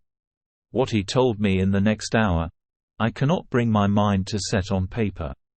I saw what I saw, I heard what I heard, and my soul sickened at it. And yet now when that sight has faded from my eyes, I ask myself if I believe it. And I cannot answer. My life is shaken to its roots. Sleep has left me. The deadliest terror sits by me at all hours of the day and night, and I feel that my days are numbered, and that I must die, and yet I shall die incredulous. As for the moral turpitude that man unveiled to me, even with tears of penitence, I cannot, even in memory, dwell on it without a start of horror. I will say but one thing, Utterson, and that, if you can bring your mind to credit it, will be more than enough. The creature who crept into my house that night was, on Jekyll's own confession, known by the name of Hyde and hunted for in every corner of the land as the murderer of Carew. Hasty Lanyon. Chapter 10. Henry Jekyll's full statement of the case.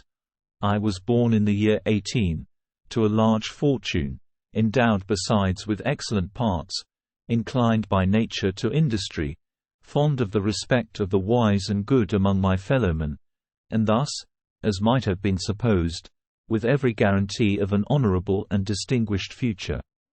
And indeed the worst of my faults was a certain impatient gaiety of disposition, such as has made the happiness of many, but such as I found it hard to reconcile with my imperious desire to carry my head high, and wear a more than commonly grave countenance before the public. Hence it came about that I concealed my pleasures, and that when I reached years of reflection, and began to look round me and take stock of my progress and position in the world, I stood already committed to a profound duplicity of life. Many a man would have even blazoned such irregularities as I was guilty of. But from the high views that I had set before me, I regarded and hid them with an almost morbid sense of shame.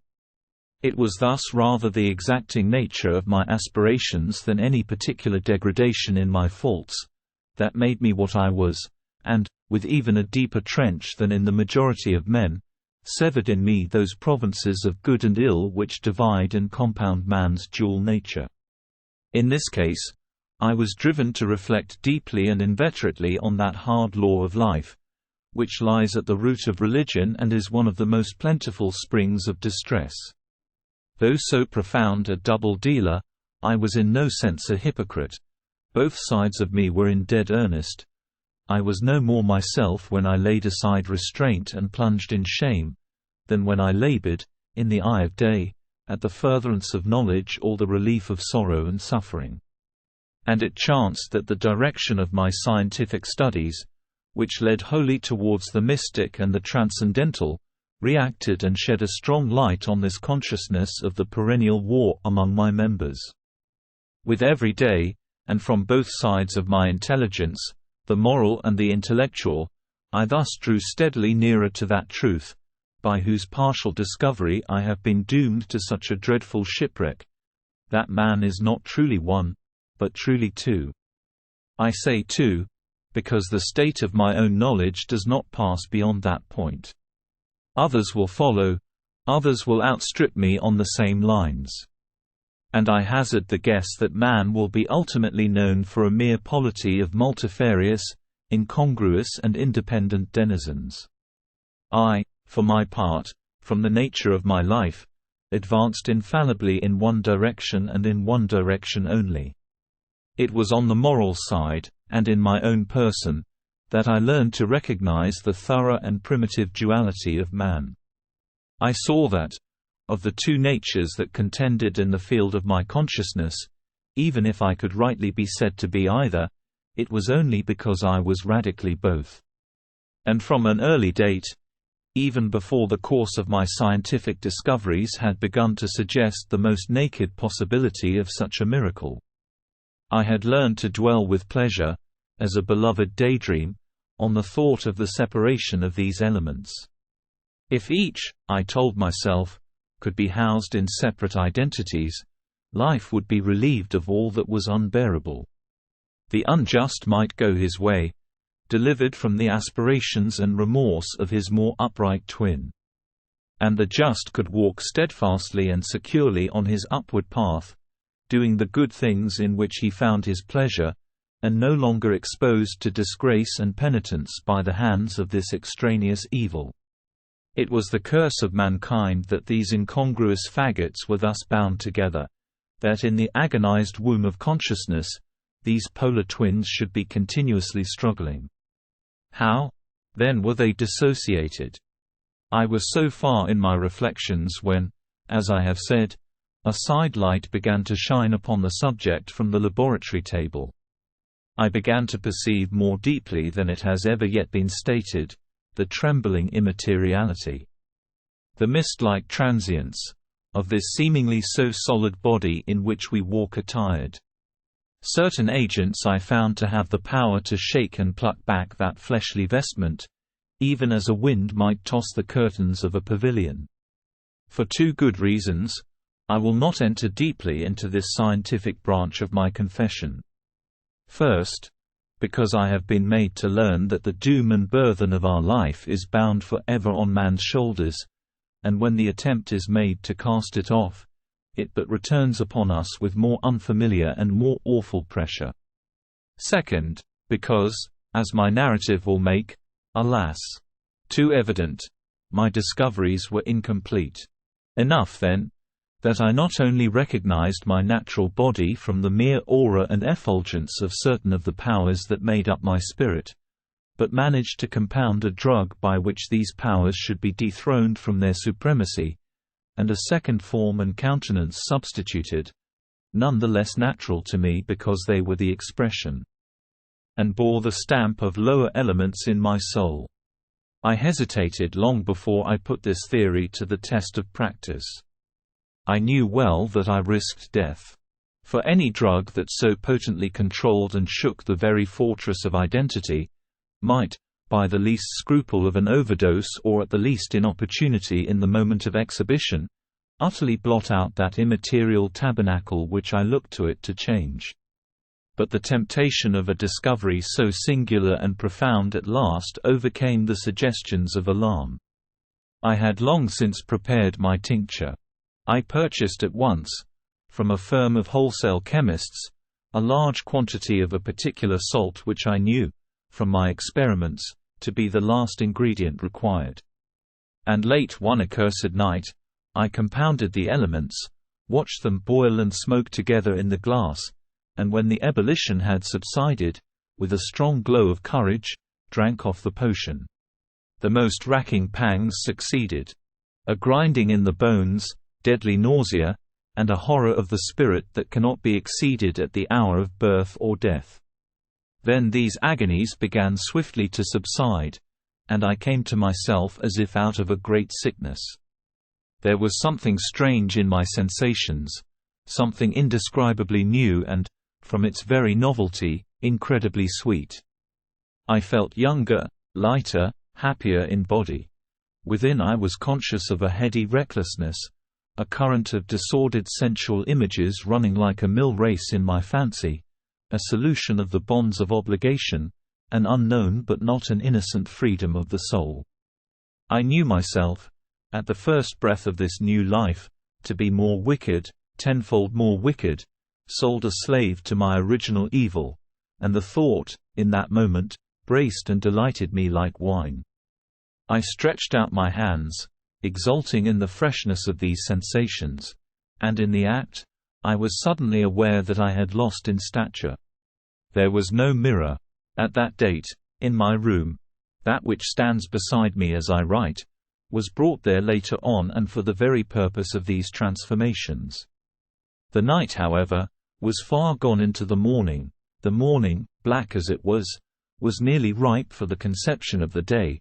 The inmates of my house were locked in the most rigorous hours of slumber, and I determined, flushed as I was with hope and triumph, to venture in my new shape as far as to my bedroom.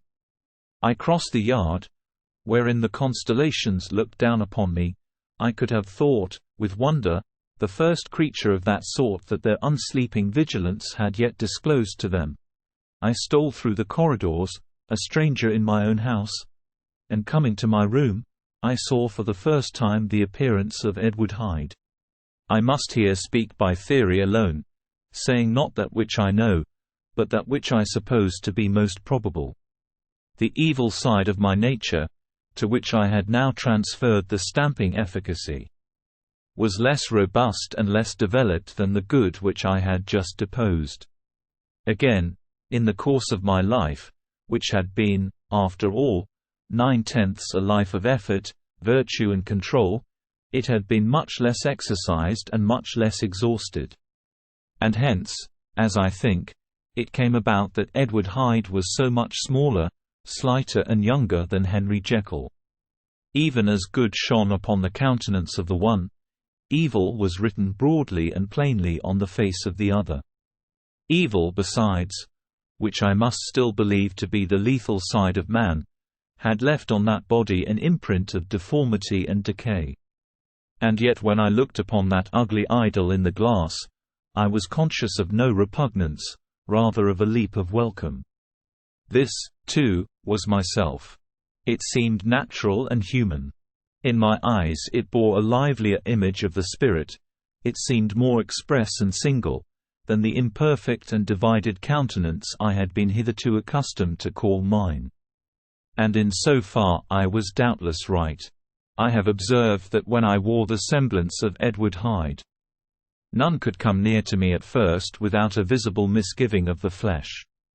This, as I take it, was because all human beings, as we meet them, are commingled out of good and evil, and Edward Hyde, alone in the ranks of mankind, was pure evil. I lingered but a moment at the mirror. The second and conclusive experiment had yet to be attempted. It yet remained to be seen if I had lost my identity beyond redemption and must flee before daylight from a house that was no longer mine. And hurrying back to my cabinet, I once more prepared and drank the cup, once more suffered the pangs of dissolution, and came to myself once more with the character, the stature and the face of Henry Jekyll. That night I had come to the fatal crossroads. Had I approached my discovery in a more noble spirit, had I risked the experiment while under the empire of generous or pious aspirations, all must have been otherwise. And from these agonies of death and birth, I had come forth an angel instead of a fiend. The drug had no discriminating action. It was neither diabolical nor divine. It but shook the doors of the prison house of my disposition, and like the captives of Philippi, that which stood within ran forth. At that time my virtue slumbered, my evil, kept awake by ambition, was alert and swift to seize the occasion, and the thing that was projected was Edward Hyde. Hence, although I had now two characters as well as two appearances, one was wholly evil, and the other was still the old Henry Jekyll, that incongruous compound of whose reformation and improvement I had already learned to despair. The movement was thus wholly toward the worse. Even at that time, I had not conquered my aversions to the dryness of a life of study. I would still be merrily disposed at times, and as my pleasures were, to say the least, undignified, and I was not only well known and highly considered. But growing towards the elderly man, this incoherency of my life was daily growing more unwelcome. It was on this side that my new power tempted me until I fell in slavery. I had but to drink the cup, to doff at once the body of the noted professor, and to assume, like a thick cloak, that of Edward Hyde. I smiled at the notion. It seemed to me at the time to be humorous, and I made my preparations with the most studious care. I took and furnished that house in Soho, to which Hyde was tracked by the police, and engaged as a housekeeper a creature whom I knew well to be silent and unscrupulous. On the other side, I announced to my servants that a Mr. Hyde, whom I described, was to have full liberty and power about my house in the square, and to parry mishaps, I even called and made myself a familiar object, in my second character. I next drew up that will to which you so much objected, so that if anything befell me in the person of Dr. Jekyll, I could enter on that of Edward Hyde without pecuniary loss. And thus fortified, as I supposed, on every side, I began to profit by the strange immunities of my position. Men have before hired bravos to transact their crimes, while their own person and reputation sat under shelter. I was the first that ever did so for his pleasures. I was the first that could plod in the public eye with a load of genial respectability, and in a moment, like a schoolboy, strip off these lendings and spring headlong into the sea of liberty. But for me, in my impenetrable mantle, the safety was complete. Think of it. I did not even exist. Let me but escape into my laboratory door, give me but a second or two to mix and swallow the draught that I had always standing ready, and whatever he had done, Edward Hyde would pass away like the stain of breath upon a mirror, and there in his stead, quietly at home, trimming the midnight lamp in his study. A man who could afford to laugh at suspicion would be Henry Jekyll. The pleasures which I made haste to seek in my disguise were, as I have said, undignified. I would scarce use a harder term.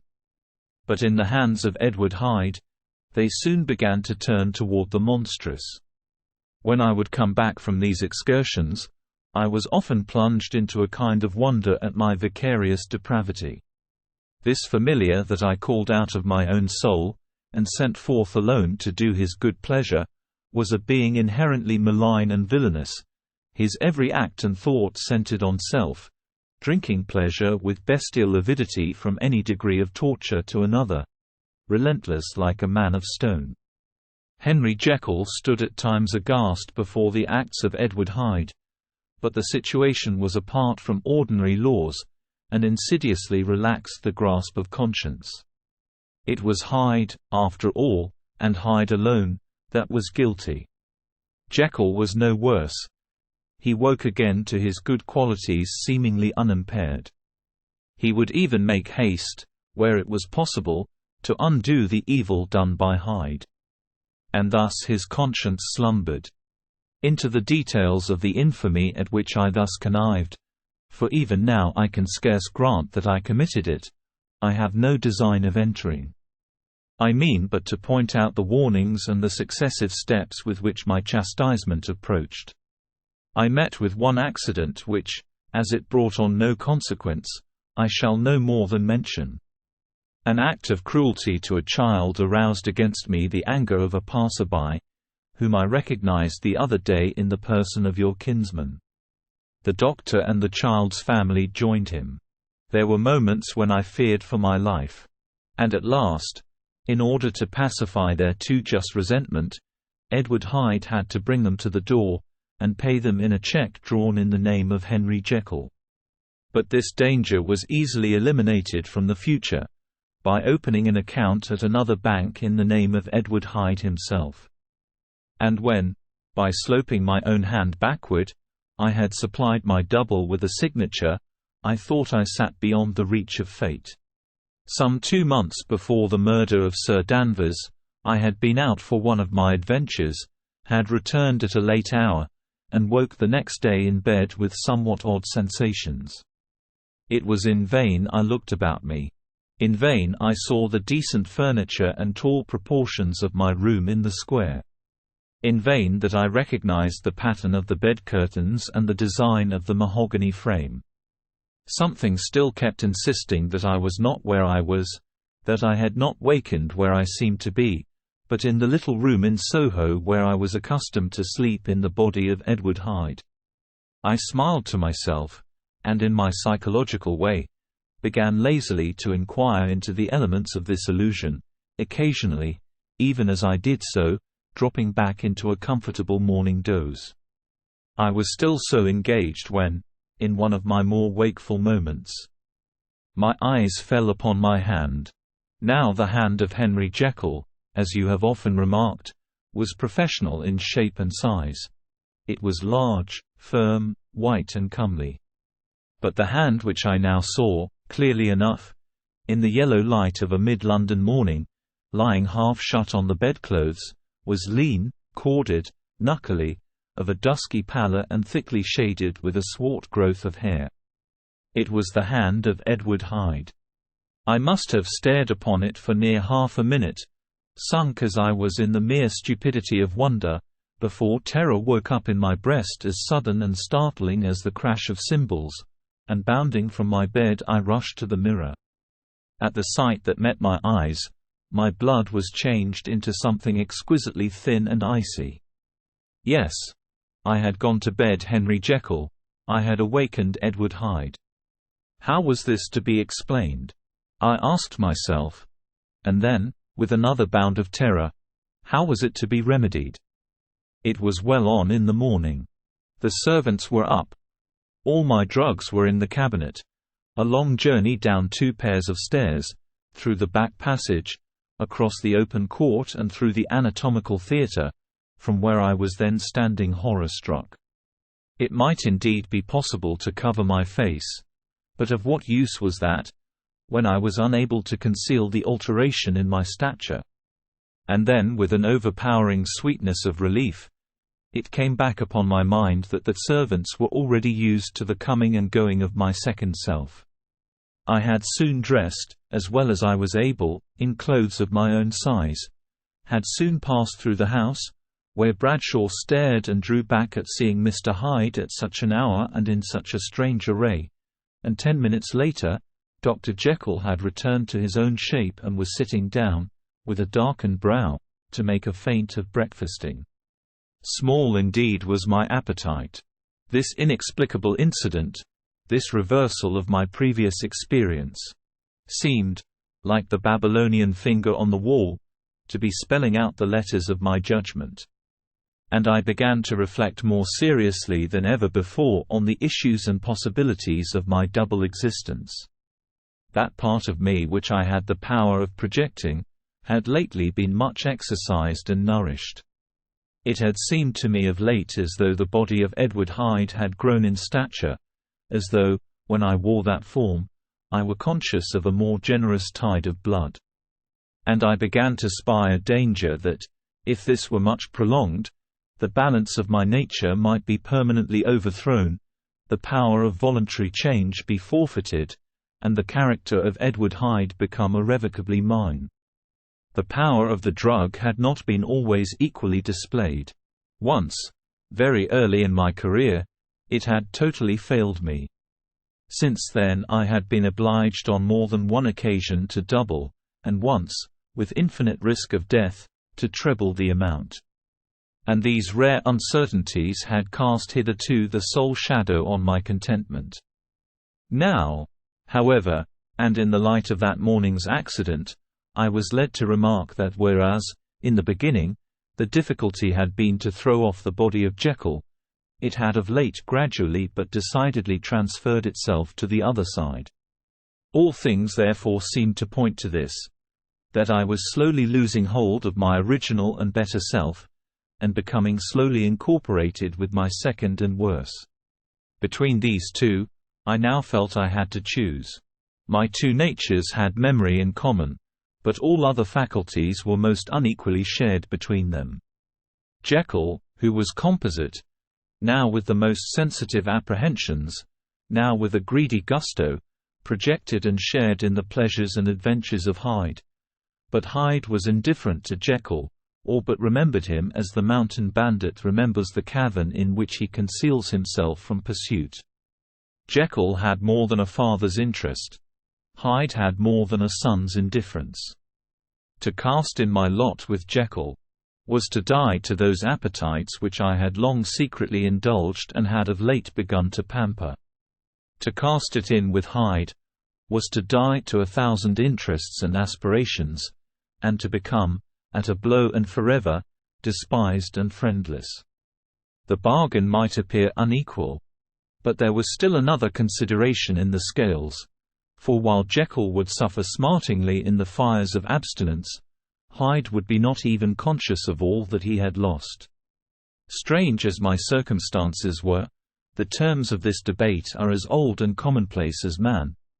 Much the same inducements and alarms cast the die for any tempted and trembling sinner, and it fell out with me, as it falls with so vast a majority of my fellows, that I chose the better part and was found wanting in the strength to keep to it.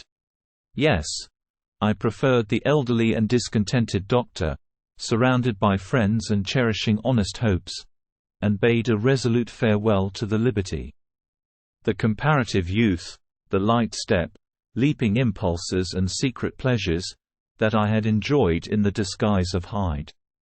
I made this choice perhaps with some unconscious reservation, for I neither gave up the house in Soho, nor destroyed the clothes of Edward Hyde, which still lay ready in my cabinet. For 2 months, however, I was true to my determination.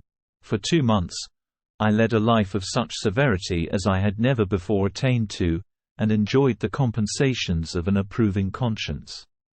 But time began at last to obliterate the freshness of my alarm. The praises of conscience began to grow into a thing of course. I began to be tortured with throes and longings, as of Hyde struggling after freedom, and at last, in an hour of moral weakness, I once again compounded and swallowed the transforming draught. I do not suppose that, when a drunkard reasons with himself upon his vice, he is once out of 500 times affected by the dangers that he runs through his brutish physical insensibility. Neither had I, long as I had considered my position, made enough allowance for the complete moral insensibility and insensate readiness to evil, which were the leading characters of Edward Hyde. Yet it was by these that I was punished. My devil had been long caged, he came out roaring. I was conscious, even when I took the draught, of a more unbridled, a more furious propensity to ill. It must have been this, I suppose, that stirred in my soul that tempest of impatience with which I listened to the civilities of my unhappy victim. I declare, at least, before God, no man morally sane could have been guilty of that crime upon so pitiful a provocation. And that I struck in no more reasonable spirit than that in which a sick child may break a plaything. But I had voluntarily stripped myself of all those balancing instincts by which even the worst of us continues to walk with some degree of steadiness among temptations. And in my case, to be tempted, however slightly, was to fall. Instantly the spirit of hell awoke in me and raged. With a transport of glee, I mauled the unresisting body, tasting delight from every blow. And it was not till weariness had begun to succeed, that I was suddenly, in the top fit of my delirium, struck through the heart by a cold thrill of terror. A mist dispersed. I saw my life to be forfeit, and fled from the scene of these excesses, at once glorying and trembling, my lust of evil gratified and stimulated, my love of life screwed to the topmost peg. I ran to the house in Soho, and, to make assurance doubly sure, destroyed my papers. Thence I set out through the lamplit streets, in the same divided ecstasy of mind, gloating on my crime, light-headedly devising others in the future, and yet still hastening and still hearkening in my wake for the steps of the avenger. Hyde had a song upon his lips as he compounded the draught, and as he drank it. Pledged the dead man. The pangs of transformation had not done tearing him, before Henry Jekyll, with streaming tears of gratitude and remorse, had fallen upon his knees and lifted his clasped hands to God. The veil of self-indulgence was rent from head to foot. I saw my life as a whole. I followed it up from the days of childhood, when I had walked with my father's hand, and through the self-denying toils of my professional life, to arrive again and again, with the same sense of unreality, at the damned horrors of the evening. I could have screamed aloud. I sought with tears and prayers to smother down the crowd of hideous images and sounds with which my memory swarmed against me, and still, between the petitions, the ugly face of my iniquity stared into my soul. As the acuteness of this remorse began to die away, it was succeeded by a sense of joy. The problem of my conduct was solved. Hyde was thenceforth impossible. Whether I would or not, I was now confined to the better part of my existence. And oh, how I rejoiced to think of it! With what willing humility I embraced anew the restrictions of natural life. With what sincere renunciation I locked the door by which I had so often gone and come, and ground the key under my heel. The next day, came the news that the murder had been overlooked, that the guilt of Hyde was patent to the world, and that the victim was a man high in public estimation. It was not only a crime, it had been a tragic folly. I think I was glad to know it. I think I was glad to have my better impulses thus buttressed and guarded by the terrors of the scaffold. Jekyll was now my city of refuge. Let but Hyde peep out an instant, and the hands of all men would be raised to take and slay him. I resolved in my future conduct to redeem the past, and I can say with honesty that my resolve was fruitful of some good. You know yourself how earnestly, in the last months of the last year, I labored to relieve suffering. You know that much was done for others, and that the days passed quietly, almost happily for myself. Nor can I truly say that I wearied of this beneficent and innocent life. I think instead that I daily enjoyed it more completely. But I was still cursed with my duality of purpose, and as the first edge of my penitence wore off, the lower side of me, so long indulged, so recently chained down, began to growl for license. Not that I dreamed of resuscitating Hyde. The bare idea of that would startle me to frenzy. No, it was in my own person that I was once more tempted to trifle with my conscience, and it was as an ordinary secret sinner that I at last fell before the assaults of temptation. There comes an end to all things. The most capacious measure is filled at last. And this brief condescension to my evil finally destroyed the balance of my soul.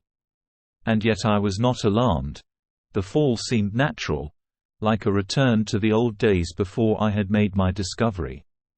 It was a fine, clear, January day, wet underfoot where the frost had melted, but cloudless overhead, and the Regent's Park was full of winter chirrupings and sweet with spring odors. I sat in the sun on a bench. The animal within me licking the chops of memory, the spiritual side a little drowsed, promising subsequent penitence, but not yet moved to begin. After all, I reflected, I was like my neighbors. And then I smiled, comparing myself with other men, comparing my active goodwill with the lazy cruelty of their neglect. And at the very moment of that vainglorious thought, a qualm came over me, a horrid nausea and the most deadly shuddering.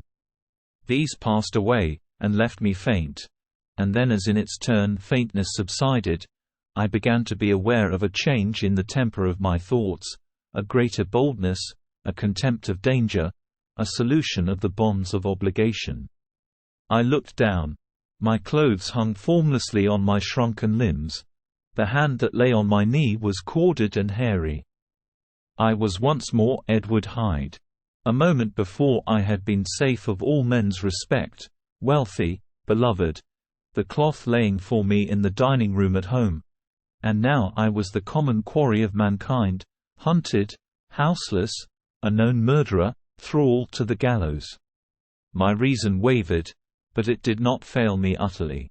I have more than once observed that in my second character, my faculties seemed sharpened to a point and my spirits more tensely elastic. Thus it came about that, where Jekyll perhaps might have succumbed, Hyde rose to the importance of the moment. My drugs were in one of the presses of my cabinet. How was I to reach them? That was the problem that, crushing my temples in my hands, I set myself to solve.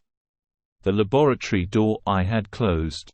If I sought to enter by the house, my own servants would consign me to the gallows.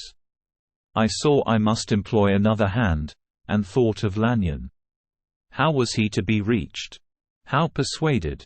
Supposing that I escaped capture in the streets, how was I to make my way into his presence? And how should I, an unknown and displeasing visitor, prevail on the famous physician to rifle the study of his colleague, Dr. Jekyll? Then I remembered that of my original character, one part remained to me. I could write my own hand. And once I had conceived that kindling spark, the way that I must follow became lighted up from end to end. Thereupon, I arranged my clothes as best I could, and summoning a passing hansom, drove to an hotel in Portland Street, the name of which I chanced to remember. At my appearance, which was indeed comical enough, however tragic a fate these garments covered, the driver could not conceal his mirth.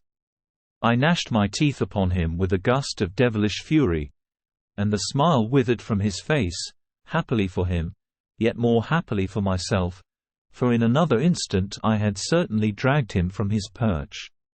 At the inn, as I entered, I looked about me with so black a countenance as made the attendants tremble. Not a look did they exchange in my presence, but obsequiously took my orders, led me to a private room, and brought me wherewithal to write. Hyde in danger of his life was a creature new to me, shaken with inordinate anger, strung to the pitch of murder, lusting to inflict pain. Yet the creature was astute, mastered his fury with a great effort of the will, composed his 2 important letters, one to Lanyon and one to Poole, and that he might receive actual evidence of their being posted, sent them out with directions that they should be registered. Thenceforward, he sat all day over the fire in the private room, gnawing his nails. There he dined, sitting alone with his fears, the waiter visibly quailing before his eye, and thence, when the night was fully come, he set forth in the corner of a closed cab, and was driven to and fro about the streets of the city. One cannot say, that child of hell had nothing human. Nothing lived in him but fear and hatred. And when at last, thinking the driver had begun to grow suspicious, he discharged the cab and ventured on foot, attired in his misfitting clothes, an object marked out for observation, into the midst of the nocturnal passengers, these 2 base passions raged within him like a tempest. He walked fast, hunted by his fears, chattering to himself, skulking through the less frequented thoroughfares, counting the minutes that still divided him from midnight. Once a woman spoke to him, offering, I think, a box of lights. He smote her in the face, and she fled. When I came to myself at Lanyon's, the horror of my old friend perhaps affected me somewhat. I do not know. It was at least but a drop in the sea to the abhorrence with which I looked back upon these hours. A change had come over me. It was no longer the fear of the gallows, it was the horror of being Hyde that racked me. I received Lanyon's condemnation partly in a dream. It was partly in a dream that I came home to my own house and got into bed. I slept after the prostration of the day, with a stringent and profound slumber which not even the nightmares that wrung me could avail to break. I awoke in the morning shaken, weakened, but refreshed. I still hated and feared the thought of the brute that slept within me, and I had not of course forgotten the appalling dangers of the day before, but I was once more at home, in my own house and close to my drugs, and gratitude for my escape shone so strong in my soul that it almost rivaled the brightness of hope. I was stepping leisurely across the court after breakfast, drinking the chill of the air with pleasure, when I was seized again with those indescribable sensations that heralded the change, and I had but the time to gain the shelter of my cabinet, before I was once again raging and freezing with the passions of Hyde. It took on this occasion a double dose to recall me to myself.